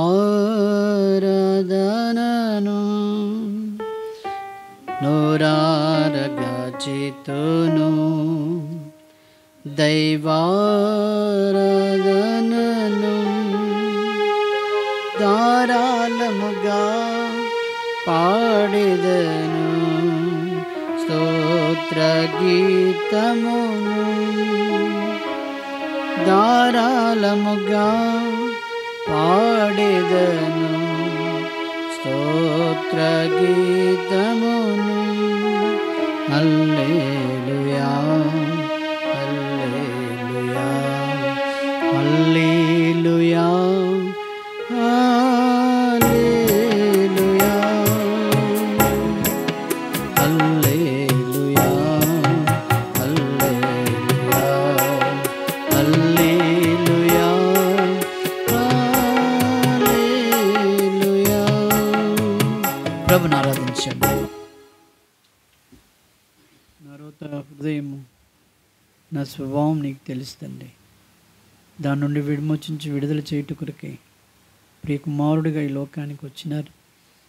నైనా పరలోక రాజ్య వారసులు ఎలా అవుతారని అదంతా కూడా నువ్వు తెలియపరుస్తూ నీ రక్తంలో నాయన నన్ను కడిగి పవిత్రపరిచి నీ సొంత బిడ్డగా ఏర్పరచుకున్నందుకు నీకు వందనము చెల్లిస్తూ దినదినము ఆయుష్ పొడిగిస్తూ నీ యొక్క సన్నిధానంలో నాయన నమ్మకంగా జీవించే గొప్ప భాగ్యం నాకు అనుగ్రహిస్తున్న నీ ప్రేమను బట్టి నీకు వందనము చెల్లిస్తూ అన్ని విషయాల్లో తోడుగా ఉండి అన్ని సందర్భంలో కాపాడుతూ రక్షిస్తూ నడిపిస్తున్న నా ప్రభు నాకు నేనేమి ఇవ్వగలను.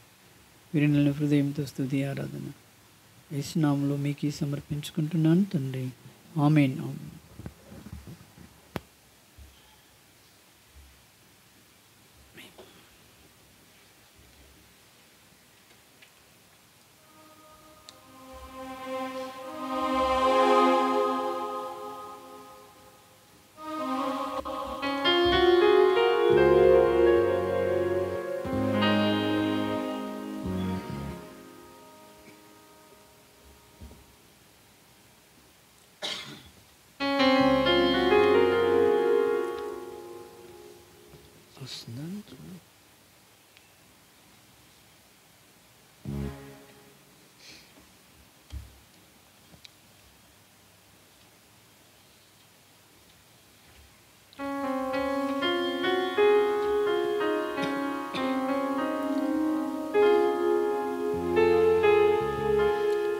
పాట సంఖ్య 500. నా యేసుని వెలుగులో నడిచెదను.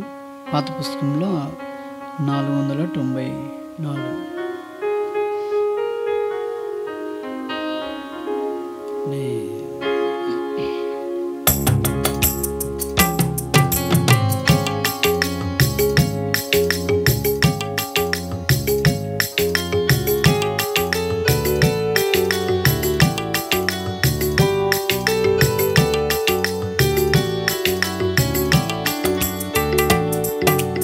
యేసుని వెలుగులో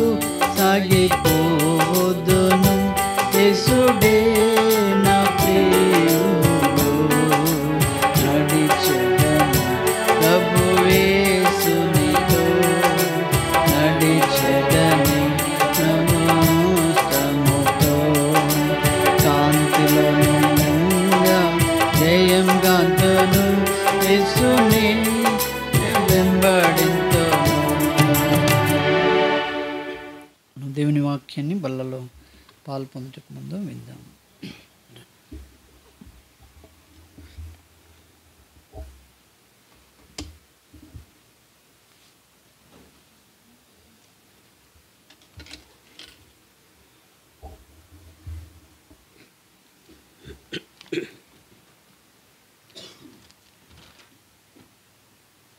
ప్రభు అయినటువంటి యేసుక్రీస్తు నామములో అందరికి వందనాలు.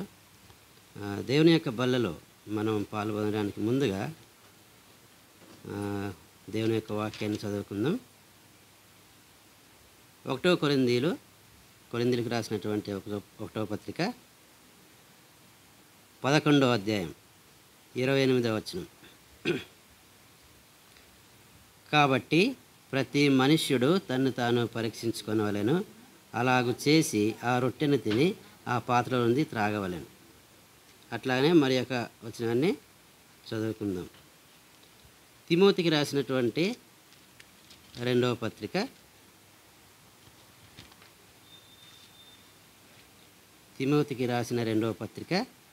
4వ అధ్యాయం 7వ వచనం. మంచి పోరాటము పోరాడితిని, నా పరుగు కడముట్టించితిని, విశ్వాసము కాపాడుకొంటిని. ఓకే, దేవుని యొక్క సాయం కోసం ప్రార్థన చేసుకుందాం.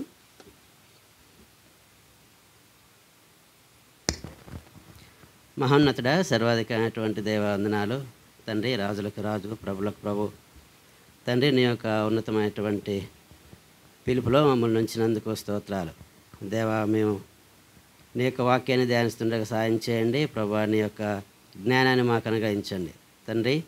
ఎన్నికలైనటువంటి నన్ను నిలబెట్టిన విధాన్ని బట్టి స్తోత్రాలు దేవా. నాతో ఉండి తండ్రి నీ యొక్క వాక్యాన్ని ప్రకటించడానికి దేవా కృప అనుగ్రహించండి దేవా. నీ ప్రేమను బట్టి ఇంతవరకు నన్ను కాపాడుతూ వస్తున్న దాన్ని బట్టి వందనాలు చెల్లిస్తూ యేసు నామములో ప్రార్థిస్తున్నాను తండ్రి, ఆమేన్.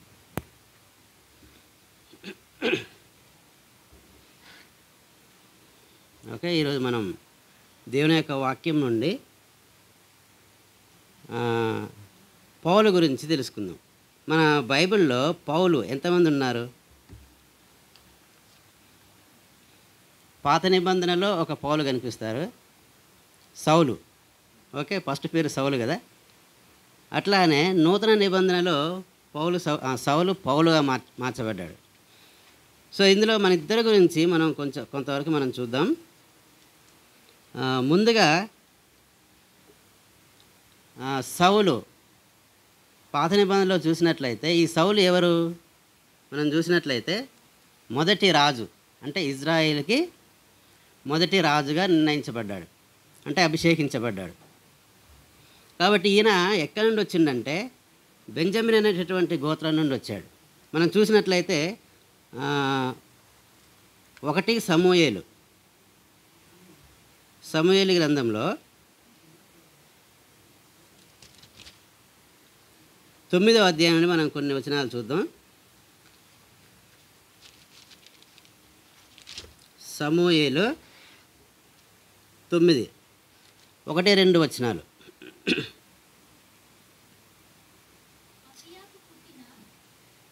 చదవండి.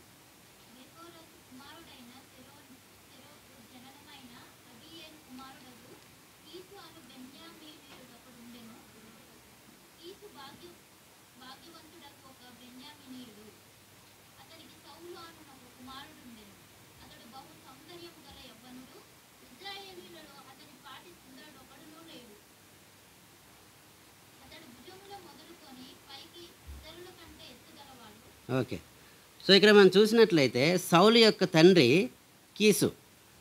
సో అతను ఒక బెన్యామీనీయుడు అని ఉంది కాబట్టి సన్ ఆఫ్ కీసు అన్నమాట ఇక్కడ ఉంది.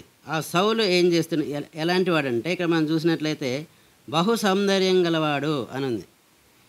సో ఈయన చాలా అందంగా ఉండేవాడు. అట్లాగనే అక్కడ చూసినట్లయితే అందరికన్నా ఎత్తుగా ఉన్నటువంటి వాడు కూడా మనం చూస్తున్నాం. అక్కడ జనం కనిపించినప్పుడు దాంట్లో చూస్తే ఆయన ఎత్తుగా కనిపించేదట. కాబట్టి so he so much taller than the others.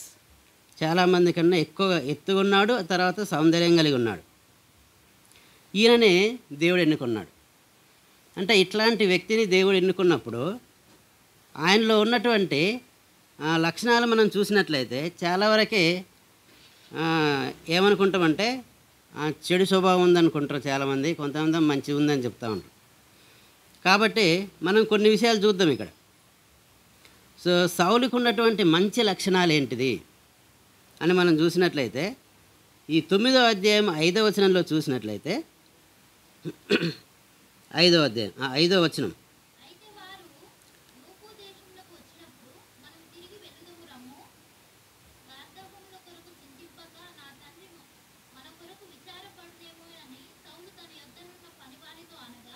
Okay. So ఇక్కడ ఏమవుతుందంటే కీసు యొక్క గార్ధభవనం అంటే గాడిదలు పోయినాయి, అవి ఎక్కడో తప్పిపోయినాయి. వాటిని ఎతకడానికని సౌలు బయలుదేరాడు. వెళ్ళిన తర్వాత 3 రోజులు అయింది. అయ్యేసరికి ఏమంటున్నాడంటే మనం తిరిగి వెళుదాం రమ్ము, గార్ధముల కొరకు చింతింపక నా తండ్రి మన కొరకు విచారపడునేమో అని సౌలు అంటున్నాడు. అంటే వాటి కొరకు కాదు, నా తండ్రి నా గురించి ఎక్కువగా బాధపడతాడు అని అంటున్నాడు అనమాట. అంటే ఎందుకంటే వాళ్ళ ఫ్యామిలీ అనేది చాలా మంచిది ఆ రోజుల్లో ఉన్నటువంటి ఫ్యామిలీలో. కాబట్టి ఈయన కుటుంబ వ్యక్తిగా ఉన్నాడు, అంటే వాళ్ళ తల్లిదండ్రులను ప్రేమించేవాడి ఉన్నాడు. కాబట్టి ఇక ఇక్కడ నుండి మనం వెళ్ళిపోదాం అని చెప్తున్నాను అన్నమాట. నా తండ్రి బాధపడతాడు కాబట్టి మనం వెళ్ళిపోదాం అని చెప్పాడు. అట్లానే 7వ వచనంలో చూసినట్లయితే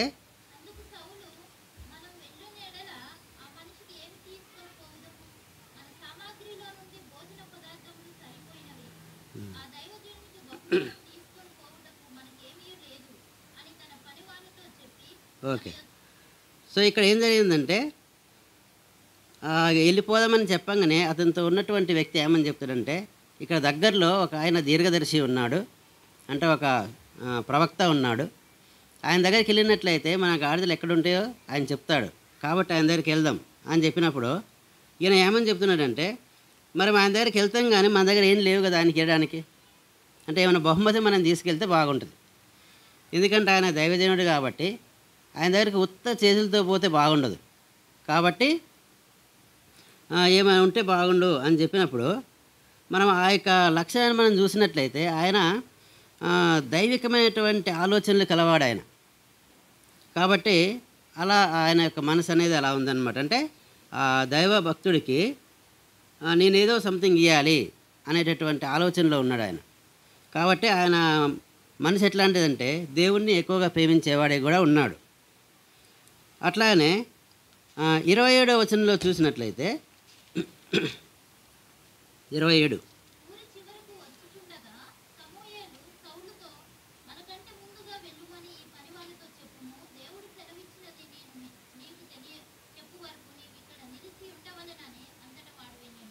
ఓకే. సో అక్కడ ఏమైందంటే ఆ సమూయేలుకి దేవుడు ఒక సూచన ఇస్తాడనమాట. అంటే నేను నెక్స్ట్ అంటే రాజుని రాజుని అడిగారు వాళ్ళు, అంటే ఆ ప్రజలు అడిగారు ఇజ్రాయేల్.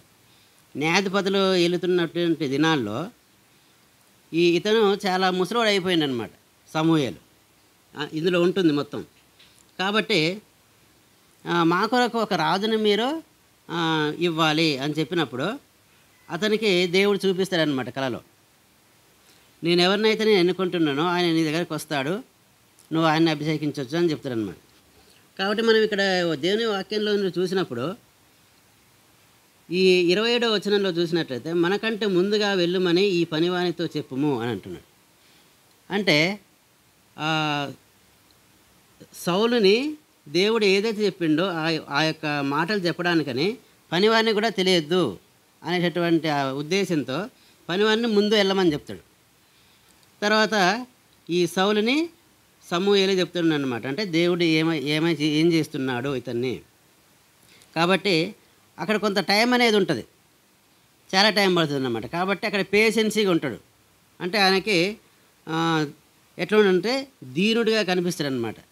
అంటే ఎక్కువ టైం వెయిటింగ్ చేస్తూ వచ్చిండు కాబట్టి దీనుడిగా కనిపిస్తాడు. కాబట్టి కుటుంబ వ్యక్తిగా ఉన్నాడు, తర్వాత దేవుణ్ణి ప్రేమించేవాడి ఉన్నాడు, అట్లానే దీనుడిగా ఉంటున్నాడు, అట్లాగనే సహనం కలిగి కూడా ఉంటున్నాడు.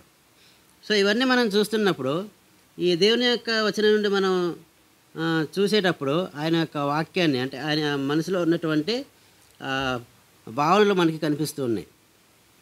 అట్లాగనే 10వ అధ్యాయం 10వ వచనంలో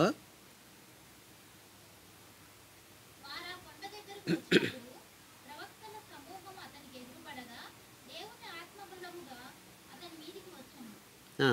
ఓకే, దేవుని యొక్క ఆత్మ అతని మీదకి వచ్చింది బలంగా. కాబట్టి ఆయన స్పిరిచువల్ మ్యాన్ అయిపోయింది అక్కడ. అంటే ఆయనలో స్పిరిట్ అనేది ఎక్కువ ఉంటుంది, ఆత్మతో నింపబడ్డాడు. అట్లా మనం చూసినట్లయితే ఈ 10వ అధ్యాయం 11వ అధ్యాయం ఇట్లా మనం చూస్తూ ఉన్నప్పుడు ఆయనలో ఉన్నటువంటి లక్షణాలు మనం చూస్తూ వస్తాం.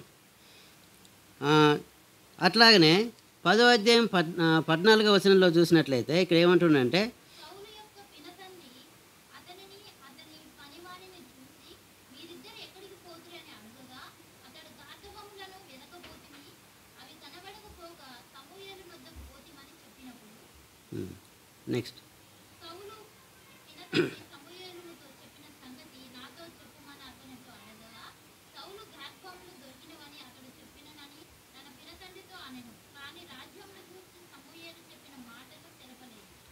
ఇక్కడ ఓన్లీ ఆ గాడిదల గురించే చెప్పిండు, కానీ సౌలు ఇతన్ని అభిషేకించిన దాన్ని బట్టి అంటే దేవుడు అతన్ని ఎన్నుకుంటున్నాడు అనేటటువంటి మాటను మాత్రం ఆ పినతండ్రితో చెప్పలే. ఎందుకంటే అక్కడ ఆయన యొక్క తెలివిని ఉపయోగించిండు. అప్పుడే చెప్తే ఏమవుతుందంటే అక్కడ అల్లరి అనేది రేగిద్ది అనమాట. అంటే ఇతను మాకు రాజు అవుతాడా అనేటటువంటిది. కాబట్టి ఆ వివేకంతో అక్కడ మాట్లాడుతూ వచ్చిండు. అట్లా చూసినట్లయితే ఇంకట్లాగనే ఎలాంటి కలవరం లేనటువంటి మనసుతో ఉంటాడు. అట్లాగనే 11వ అధ్యాయం 5వ వచనంలో చూసినట్లయితే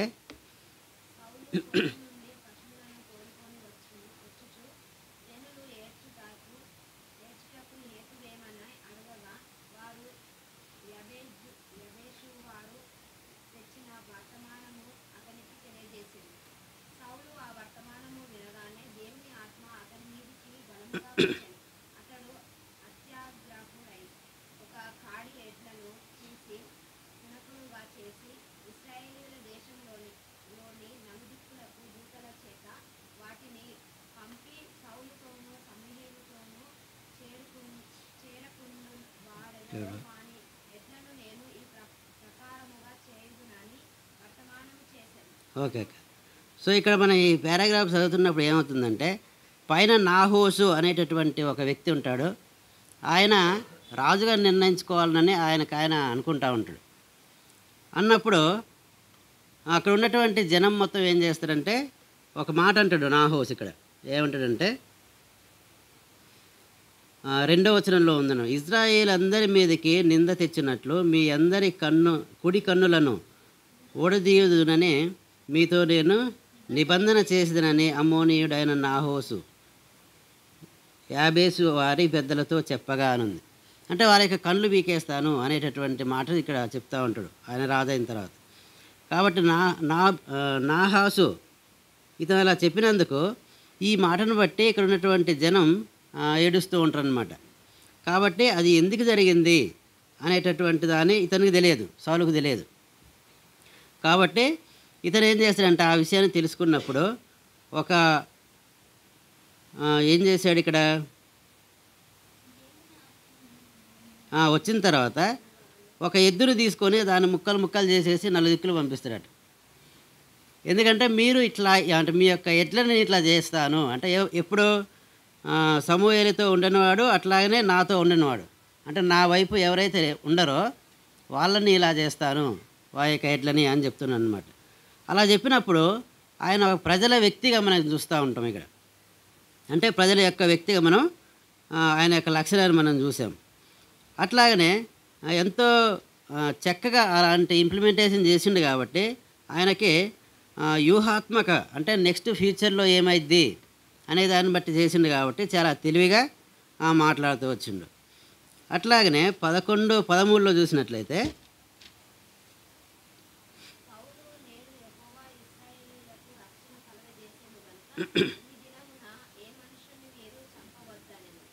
ఇక్కడ ఆయన చూసినప్పుడు పైన సమూయేలు ఏమంటాడంటే సౌలుని ఎవరైతే గేలి చేశారో అట్లాంటి వాళ్ళని నా దగ్గరకు పంపేయండి, నేను అతన్ని చంపుతామని చెప్తారన్నమాట జనం.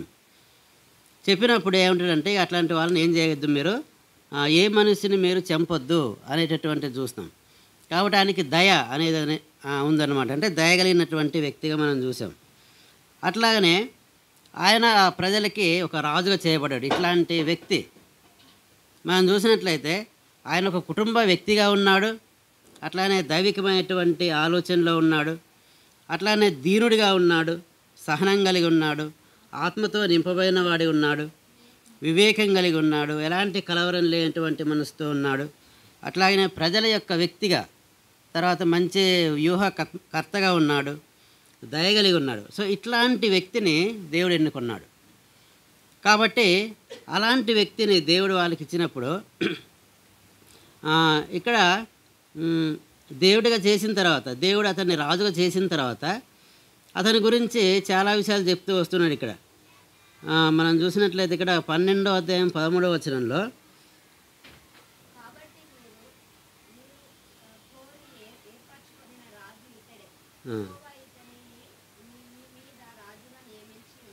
ఓకే. సో ఇక్కడ యెహోవా ఇతనిని మీ మీద రాజుగా నిర్ణయించి ఉన్నాడు అని చెప్తున్నాడు. కాబట్టి ఆయనని అభిషేకించాడు దేవుడు. తర్వాత ఆయన గురించి చెప్తూ ఇక్కడ లాస్ట్ వచనాల్లో మనం చూసినట్లయితే 12వ అధ్యాయంలో ఆయన మీ కొరకు ఎన్ని గొప్ప కార్యములు చేసినో అది మీరు తలంచుకొని మీరు యెహోవా యందు భయభక్తులు కలిగి నిష్కపటులై పూర్ణ హృదయంతో ఆయనను సేవించుట ఆవశ్యకము.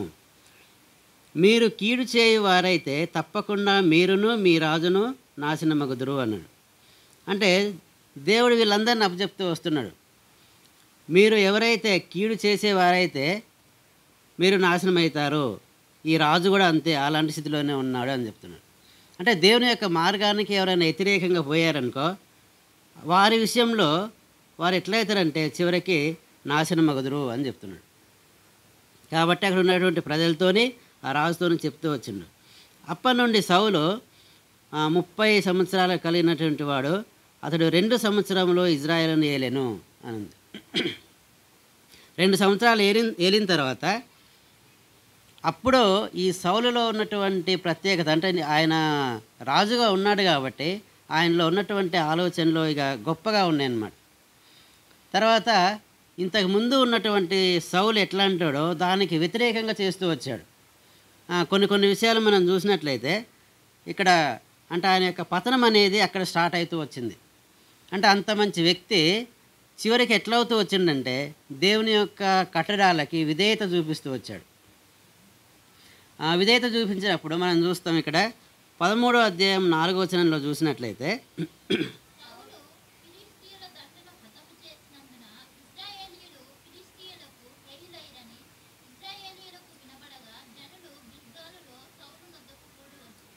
ఇక్కడ ఏం చెప్పిండంటే సౌలు ఫిలిష్తీయుల దండును హతము చేసి అని ఉంది. కానీ అక్కడ చేసింది సౌలు కాదు. మనం పైన చూసినట్లయితే 3వ వచనంలో ఏముందంటే యోనాతాను గెబాలోనున్న ఫిలిష్తీయుల దండును హతం చేయగా అని ఉంది. అయితే సౌలు ఇక్కడ హతం చేయలేదు. ఇక్కడ ఏముంది, గెబానులోనున్న యోనాతాను అంటే ఈ సౌలు యొక్క కొడుకే ఆయన యోనాతాను. ఈ యోనాతాను ఏం చేసిండంటే అక్కడ ఉన్నటువంటి ఫిలిష్తీయులని హతం చేశాడు. కానీ ఇక్కడ సౌలు ఏం చెప్పుకుంటున్నాడంటే నేనే హతం చేశాను అని చెప్పాడు ఇక్కడ. అంటే సౌలు ఫిలిష్తీయుల దండను హతం చేసినందున అని చెప్తూ వచ్చిండు. అంటే ఇక్కడ కొడుకు చేసిన దానికి ఇతను నేనే చేసిండని చెప్పుకున్నాడు. అంటే అక్కడ అబద్ధం అనేది వచ్చింది. తర్వాత అంటే దేవుని యొక్క పిల్లలుగా మనం ఉన్నప్పుడు చిన్న వాటిలో మిస్టేక్ చేస్తూ ఉంటాం. ఆ చిన్న వాటిని చేసినప్పుడు ఏమవుతుందంటే అది దేవునికి విరుద్ధంగా ఉంటుంది. అట్లానే 9వ వచనంలో చూసినట్లయితే 13:9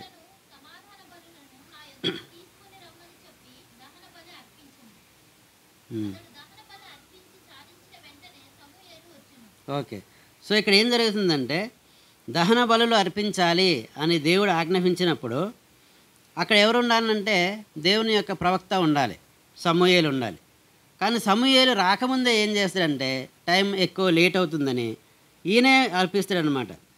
దహన బలులను సమాధాన బలులను నా యొద్దకు తీసుకొని రమ్మని చెప్పి దహన బలి అర్పించెను అని ఉంది. అంటే అక్కడ అర్పించేశాడు. అక్కడ సమూయేలు లేడు కానీ అర్పించాడు. అతడు దహన బలి అర్పించి చాలించిన వెంటనే సమూయేలు వచ్చెను.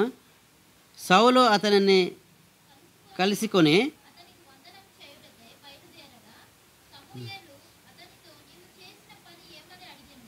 అందుకు సౌలు, జనులు నా యొద్ద నుండి చెదిరిపోవుటయు నిర్ణయ కాలం నీవు రాకపోవుటయు ఫిలిష్తీయులు విశ్వాసుల కూడి ఉండుటయు నేను చూచి ఇంకను యెహోవాను శాంతిపరచు మునిపే ఫిలిష్తీయుల గిల్గాలునకు వచ్చి నా మీద పడుదురు అనుకొని నా అంతట నేను శాంతించి దహనబలి అర్పించి ఓకే, ఇక్కడ తనకు తానుగా నిర్ణయం తీసుకున్నాడు. అంటే అక్కడ సమూయేలు లేకపోయినప్పటికీ ఆ దహన బలులు, సమాధాన బలులు దేవునికి అర్పించేశాడు. అది దేవుని యొక్క ఆజ్ఞకి వ్యతిరేకంగా చేస్తూ వచ్చింది. ఇక్కడ ముందు సమూయేలు ఉండాలి, అక్కడ సమూయేలు అర్పించాలి, కానీ ఈయన అర్పిస్తూ వచ్చిండు. అందుకు సమూయేలు ఇట్లా, నేను నీ దేవుడైన యెహోవా నీకు ఇచ్చిన ఆజ్ఞను గైకొనక నీవు అవివేకపు పని చేసితివి అని చెప్పింది. అంటే దేవునికి వ్యతిరేకంగా పని చేసిండు. అక్కడ అబద్ధం ఆడిండు పైన, నేనే యుద్ధం చేసి వాళ్ళని చంపేశానని. అట్లానే ఇక్కడ దహన బలులో లేట్ అవుతుందని, ఏదో చిన్న చిన్న లేట్ అవుతుందని ముందే ఈయన అర్పిస్తూ వచ్చిండు. కానీ అక్కడ కావాల్సింది ఏంటిదంటే దేవుడు చెప్పినటువంటి ఆజ్ఞను పాటించాలి. ఆ ఆజ్ఞను పాటించకుండా ఆయనకు సొంతంగా నిర్ణయం తీసుకొని తప్పు చేస్తూ వచ్చిండనమాట. కాబట్టి దేవుని యొక్క ఆలోచన అప్పుడే మారిపోయిద్ది అనమాట. మనం ఇక్కడ చూసినట్లయితే నెక్స్ట్ ఉన్నటువంటి వచనాల్లో చూస్తాం. ఇక్కడ దేవుడు ఏమని చెప్తూ వచ్చిందంటే, ఇజ్రాయేల్ మీద సదాకాలము స్థిరపరచుటకు యెహోవా తలచి ఉండెను. ఇక్కడ నీ రాజ్యం నిలవదు అని చెప్పేసిండు. అంటే అతని దగ్గర నుండి రాజ్యాన్ని తీసేస్తున్నాడు. ఎందుకంటే దేవుని యొక్క ఆజ్ఞకి అతను విధేయత చూపించలేదు కాబట్టి ఆయన యొక్క రాజ్యాన్ని తీసేస్తూ వస్తున్నాడు. ఇక్కడ నీ చిత్తానుసారమైన మనస్సు గల యొక్కరిని కనుగొని ఉన్నాడు. నీకు ఆజ్ఞాపించిన దాన్ని నీవు గైకొనకపోతివి కనుక యెహోవా తన జనుల మీద అతన్ని అధిపతిగా నియమించును అని చెప్తున్నాడు. కాబట్టి వేరే ఇంకొక అతన్ని నేను రాజుగా చేస్తాను అని చెప్తూ వచ్చాను. కాబట్టి ఇంకా అట్లానే మనం చూసినట్లయితే దీంట్లో ఇంకా 14వ అధ్యాయంలో చూస్తాం. 14వ అధ్యాయం 24వ వచనంలో, నేను నా శత్రువుల మీద పగ తీర్చుకొనక మునుపు సాయంత్రం కాక మునుపు భోజనం చేయవాడు శపింపబడునని సౌలు జనుల చేత ప్రమాణం చేయించెను. ఇక్కడ సౌలు ఒక ప్రమాణం చేస్తున్నాడు. అంటే ఆయన ఒక భావోద్వేగంతో ఎప్పుడైతే ఫిలిష్తీయుల వాళ్ళ మీదకి వచ్చేటప్పుడు ఓడిపోతున్నారు. కానీ ఇక్కడ సౌలు ఏమంటున్నాడంటే, నేను నా శత్రువుల మీద పగ తీర్చుకొనక మునుపు సాయంత్రము కాక మునుపు భోజనము ఎవరు చేయొద్దు అని చెప్పిండు. ఎవరైనా చేశారనుకో వాళ్ళకి శాపం అనేది తగులుతుంది. అంటే ఇట్లాంటి నిర్ణయాలు తీసుకునేటప్పుడు ఆయన తర్వాత ఏం జరిగిద్దో అనేది గ్రహించలేకపోయిండు. కానీ చివరికి ఆయన యొక్క కొడుకే తెలియక తినని తింటాడు అనమాట. సో ఇట్లా అతను శపించబడ్డాడు. కానీ ఇక్కడ ఏమంటున్నాడంటే దేవుని యొక్క వాక్యం ద్వారా 29వ వచనంలో, అందుకు యోనాతాను అందుచేత నా తండ్రి జనులను కష్టపెట్టిన వాడాయను అని చెప్తున్నాడు. ఎప్పుడైతే ఇట్లాంటి నిర్ణయాలు తీసుకునేసరికి అక్కడ ప్రజల్ని కష్టపెట్టేవాడిగా తయారైంది. కాబట్టి ఇలాంటి నిర్ణయాలు చేసేటప్పుడు అంటే దేవుని యొక్క ఆజ్ఞ లేకుండా చేస్తూ వచ్చిందనమాట ఇలాంటి నిర్ణయాలు. సో ఇట్లా ఆయన యొక్క జీవితం అనేది కిందికి వస్తూ ఉంది. అంటే దేవుని యొక్క ఆజ్ఞను పాటించకపోవడం, తర్వాత అబద్ధం ఆడడం, ఇట్లాంటివన్నీ చేస్తూ వచ్చిండు. మనం 32 కీర్తనలో చూసినట్లయితే అక్కడ 2 వచనాల్లో దేవుడు చెప్తూ వస్తాడు. 32వ కీర్తన 1-2.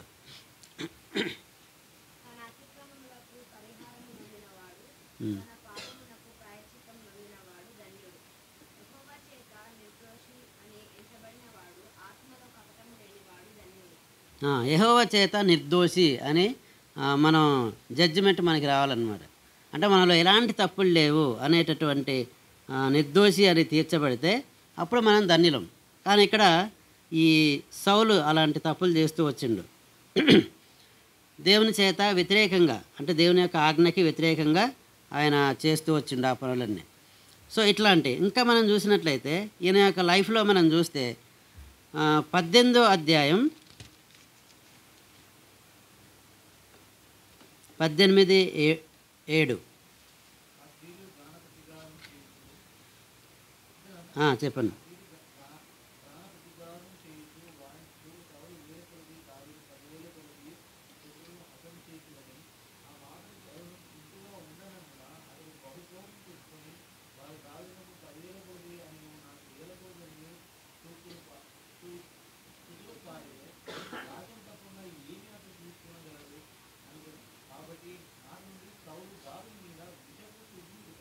ఓకే అండి.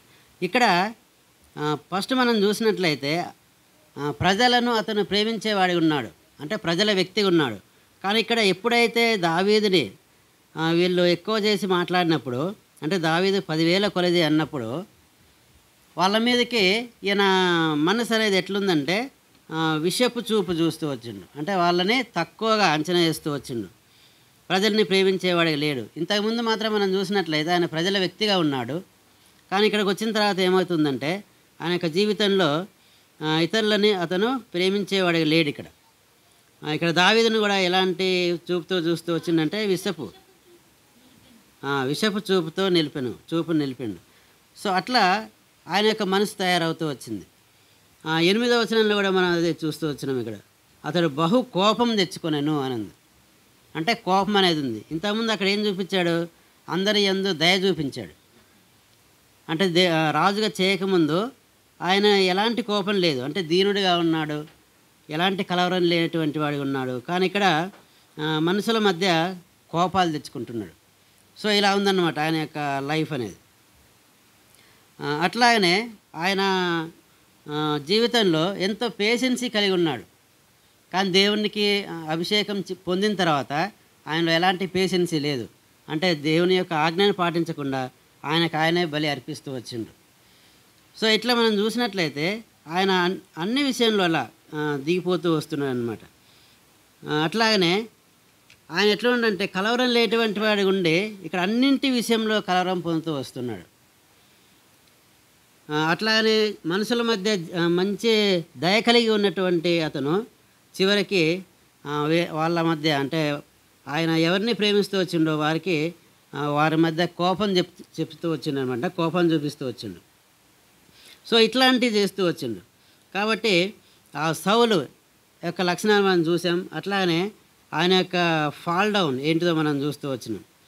ఇట్లా ఉన్నప్పుడు దేవుడు ఆయనకి ఇచ్చినటువంటి సిచ్యువేషన్ ఎలా ఉన్నది అనేది మనం చూసినట్లయితే 28వ అధ్యాయంలో 28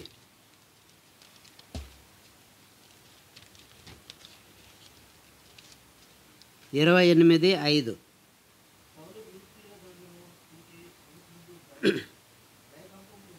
ఓకే అన్న.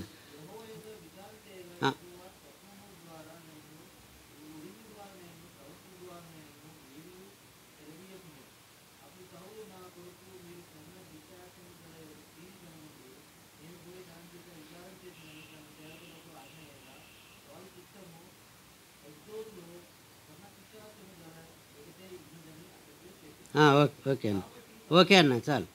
సో ఇక్కడ మనం చూసినట్లయితే ఫిలిప్తీయులు వచ్చి దండుగా అక్కడ ఆయన ముందు ఉన్నారు. ఉన్నప్పుడు వాళ్ళని చూసి ఆయన భయపడ్డాడట. అంటే సౌలు ఫిలిప్తీయుల దండును చూసి మనస్సునందు భయకంపమును ఉంది అని ఉంది. ఆయనకి ఇంతకుముందు ఎలాంటి భయం లేదు, అంటే దేవుడు ఆయన్ని అభిషేకించాడు కాబట్టి. కానీ చివరికి ఆయన యొక్క జీవితం అనేది తగ్గుతూ పోయింది. ఎందుకంటే దేవుని యొక్క ఆజ్ఞయందు నమ్మిక ఉంచలేదు కాబట్టి తగ్గుతూ వచ్చిండు. ఇప్పుడు ఆ ఫిలిప్తీయుని చూడంగానే భయపడుతున్నాడు. అట్లాగనే దేవునికి ప్రార్థన చేస్తూ వచ్చాడు. ప్రార్థన చేసినప్పుడు ఏమైందంటే దేవుడు అప్పుడు సైలెంట్ అయిపోయాడు. మనం 26:6లో మనం చూసినట్లయితే యెహోవా యొద్ద విచారణ చేయగా యెహోవా స్వప్నము ద్వారానైనను ఊరీము ద్వారానైనను ప్రవక్తల ద్వారానైనను ఏమీయో సెలవీయకుండెను అని. అంటే ప్రార్థన చేసినప్పుడు కూడా దేవుడు ఎలాంటి జవాబు చెప్పలేదన్నమాట, అంటే సైలెంట్ అయిపోయాడు. ఎందుకంటే ఆయన అన్ని విషయంలో తగ్గుతూ వచ్చిందనమాట. అట్లాగనే ఈ 8వ వచనంలో చూసినట్లయితే ఆయన ఏం చేసిండంటే, కాబట్టి పౌలు మారువేషం ధరించి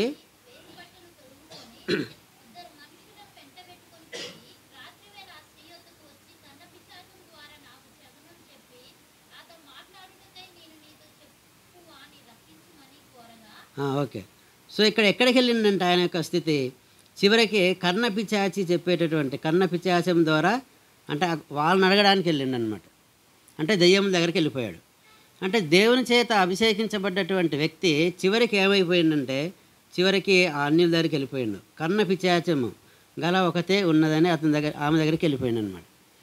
అంటే దేవుడు ఇక్కడ మాట్లాడలే, ఎందుకంటే ఆయన చేసిన దానికి రిజల్ట్గా చివరికి అక్కడికి వెళ్ళిపోయాడు.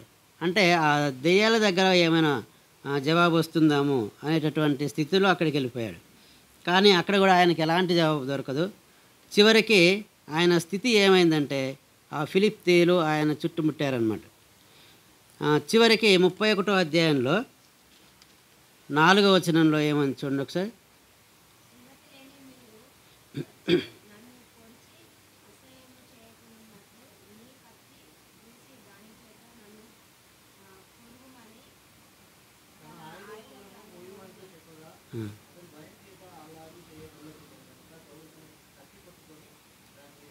ఓకే అండి.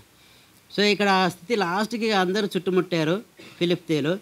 అప్పుడు ఈయన ఏమని చెప్తున్నాడంటే, సున్నతి లేని వీరు వచ్చి నన్ను పొడిచి అపహాస్యం చేయకున్నట్లు నీ కత్తి దూసి దాని చేత నన్ను పొడవమని తన ఆయుధములను మోయువానితో చెప్పగా అతడు భయం చేత అలాగూ చేయనుల్లకుండెను.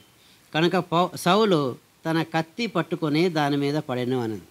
అంటే చివరికి సూసైడ్ చేసుకున్నాడు అనమాట. సో ఇట్లాంటి స్థితికి దిగిపోయిండు. అంటే ఎంత మంచిగా ఉన్నటువంటి వ్యక్తి చివరికి తనకు తాను చంపుకునే స్థితికి వచ్చేసాడు. అంటే ఇదంతా ఎందుకు జరిగింది అంటే దేవుని యొక్క ఆజ్ఞలు పాటించకపోవడమే. కానీ మనం నూతన నిబంధనలో చూసినట్లయితే పౌలు తాను దేవుణ్ణి ఎరిగిన తర్వాత ఆయన యొక్క లైఫ్ అనేది మెల్లమెల్లగా ఇంక్రీజ్ అవుతూ వచ్చింది. అంటే స్పిరిచువల్ లెవెల్లో ఆయన యొక్క స్థితి చూసినట్లయితే ఎంతో హ్యాపీగా గడిపాడు. అంటే ఎలాంటి పరిస్థితి వచ్చినప్పటికీ దేవుని యొక్క ఉన్నతమైనటువంటి ఆ స్థితి అర్థం చేసుకుంటూ ఉన్నాడు. తర్వాత ఆయనకి జీవించేటప్పుడు ఆ జీవితంలో ఒక సాటిస్ఫాక్షన్ అనేది ఉంది సౌలు. కానీ ఈ పాత నిబంధనలు చూసినట్టయితే ఈ సౌలు తనను తాను పొడుచుకునే స్థితికి వచ్చేసాడు. అట్లానే నూతన నిబంధనలో ఉన్నటువంటి ఆ సౌలు ఆ పౌలుగా మారిన తర్వాత ఆయన యొక్క పరిచర్య అనేది రోజు రోజుకు పెరుగుతూ వచ్చింది. 3 జర్నీస్ చేస్తాడనమాట. మిషనరీ జర్నీస్ ఒక 3 చేస్తాడు. అంటే మొత్తం దేశాలు తిరుగుకుంటూ అట్లా తిరుగుతున్నప్పుడు ఏ ప్లేస్కి వెళ్తే ఆ ప్లేస్లో ఒక సంఘాన్ని నిర్మించి వచ్చేదట పౌలు. సో అట్లాంటి స్థితిలో ఉన్నాడు నూతన నిబంధనలో ఉన్నటువంటి పౌలు. అట్లాగనే ప్రతి సంఘాన్ని కట్టుతూ అక్కడ ఉన్నటువంటి వారిని వాళ్ళకి ఉపజెప్తూ వచ్చేదన్నమాట. ఎవరైతే నీతిగా ఉంటారో వాళ్ళకి ఆ సంఘాన్ని అప్పగించి వస్తూ ఉండేది. అంటే ఆయన యొక్క మినిస్ట్రీ అనేది ఇంక్రీజ్ అవుతూ వచ్చింది. అట్లాగనే ఆయన ఎంతో ప్రతి విషయంలో ఆయన ఎంతో సంతోషంగా ఉన్నాడు, ఎంతో సాటిస్ఫాక్షన్గా ఉన్నాడు. చివరికి ఒక మాట చెప్తున్నాడు. ఏమంటున్నాడంటే మనం చదివాము ఇక్కడ 2 తిమోతి 4:7 మంచి పోరాటం పోరాడి తిని నా పరుగు కడముట్టించి తిని విశ్వాసం కాపాడుకుంటుని అని చెప్పాడు. అంటే దేవుని యొక్క మార్గంలో నడిచేటప్పుడు దేవుని యొక్క ఆజ్ఞలను పాటిస్తూ చివరికి ఇలాంటి మాటలు చెప్పేటటువంటి స్థితిలో మనం ఉన్నట్లయితే ఎంత బాగుంటుంది. మంచి పోరాటం పోరాడి తిని నా పరుగు కడముట్టించి తిని విశ్వాసం కాపాడుకుంటేనే అని చెప్పాడు. కానీ పాత నిబంధనలో ఉన్నటువంటి ఆ సౌలు ఏం చేస్తూ వచ్చిందంటే దేవునికి విరుద్ధంగా ఆయన యొక్క జీవితాన్ని మార్చుకుంటూ వచ్చాడు. కాబట్టి మన యొక్క లైఫ్లో కూడా అంటే దేవుణ్ణి మనం ఎరిగిన తర్వాత దేవుని యొక్క వాక్యాన్ని అంటే దేవుని యొక్క వాక్యాన్ని మనం చదువుతున్నప్పుడు మన లైఫ్లో మనం ఎంతవరకు ఉంటున్నాం అనేది మనం చెక్ చేస్తూ రావాలి. మనం దేవుని యొక్క ఆజ్ఞలకి ఎదురుగా వెళ్ళామనుకో వాటిని మనం ఏం చేయలేం. ఒక భక్తుడు ఏమని చెప్తూ వచ్చిందంటే when you go against God's laws you don't break them they break you అన్నాడు. ఒక భక్తుడు అలా చెప్తూ వచ్చిండు. అంటే మనం దేవుని యొక్క ఆజ్ఞలకి మనం వ్యతిరేకంగా వెళ్ళామనుకో మనం వాటిని ఏం చేయలేం, కానీ అవే మనని బ్రేక్ చేస్తూ వస్తాయి. అంటే మనం దేవుని యొక్క ఆజ్ఞలు పాటించకపోతే చివరికి మనమే వాటి నుండి బయటికి రావాల్సి వస్తుంది. అంటే అంతమైపోతూ ఉంటాం స్పిరిచువల్గా. కాబట్టి మనం ప్రతి ఆదివారం మనం చదువుతూ వస్తాం. బల్లా తీసుకునే టైంలో ఆ యొక్క వాక్యాలు మనం చదివినప్పుడు దేవుని యొక్క వాక్యము మనం కరెక్ట్గా మన జీవితంలో లేకపోతే దీంట్లో అన్నీ చెప్తూ వచ్చింది. ఇక్కడ కొరింథీయులకు రాసినటువంటి పత్రికలో 11వ అధ్యాయం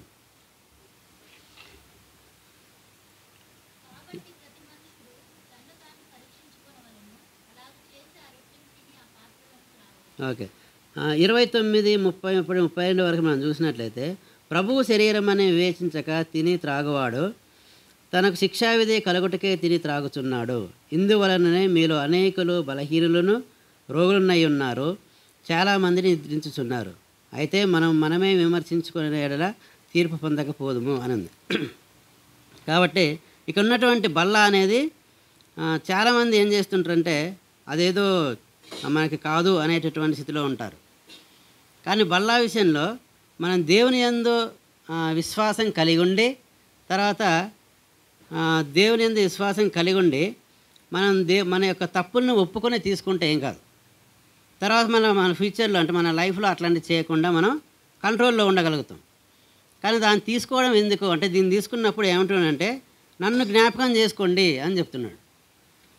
20వ వచనంలో చూసినట్లయితే, నేను మీకు అప్పగించిన దాన్ని ప్రభు వలన పొందితిని. ప్రభు అయిన యేసు తాను అప్పగించిన రాత్రి ఒక రొట్టెని ఎత్తుకొని కృతజ్ఞతాస్తుతులు చెల్లించి దాన్ని విరిచి, ఇది మీ కొరకైనటువంటి నా శరీరం, నన్ను జ్ఞాపకం చేసుకున్నట్టుకై దీనిని చేయుడని చెప్పాను. అంటే దేవుణ్ణి జ్ఞాపకం చేసుకోవాలి. ఆయన మన కొరకు ప్రాణాన్ని అర్పించాడని, ఆయన యొక్క పవిత్రమైన రక్తాన్ని చిందించాడని చెప్తూ వచ్చాడు ఇక్కడ. సో దాన్ని జ్ఞాపకం చేసుకోవాలి. తర్వాత దీన్ని తీసుకునేటప్పుడు మనం అట్లాంటి జ్ఞాపకం చేసుకోవాలి. తర్వాత మన లైఫ్లో అది తీసుకున్నట్లయితే ఎట్లుంటుందంటే, మన లైఫ్ అనేది ఎట్లుంటుందంటే, మళ్ళీ నెక్స్ట్ ఏమైనా తప్పు పనులు చేయడానికి పోయినప్పుడు ఆ వాక్యం గుర్తొస్తుంది. చాలామంది అట్లాంటి విషయంలో మనం ఎట్లుంటామంటే, ఇది మనం తీసుకోకపోవడమే బెస్ట్ అనుకుంటా ఉంటారు. కానీ అది కూడా మంచిది కాదు. మనం ఎప్పుడైతే అందులో పార్టిసిపేట్ చేస్తామో అప్పటి నుండి మన లైఫ్ అనేది దేవునికి దగ్గరగా జీవిస్తూ వస్తాం. కాబట్టి దాంట్లో మనం ప్రతి ఒక్కరం అంటే మన యొక్క తప్పుని మనం ఒప్పుకున్నట్లయితే ఆయన నమ్మదగిన వాడు కాబట్టి క్షమించేవాడిగా ఉంటాడు. కాబట్టి మనం దాంట్లో పార్టిసిపేట్ చేస్తూ దేవుని యొక్క రాజ్యాన్ని మనం ప్రకటిస్తూ రావాలి. కాబట్టి ఈ యొక్క వాక్యాన్ని దేవుడు దీవించును గాక. మనం దేవుని యొక్క బలలో మనం పార్టిసిపేట్ అవుదాం ప్రతి ఒక్కరం.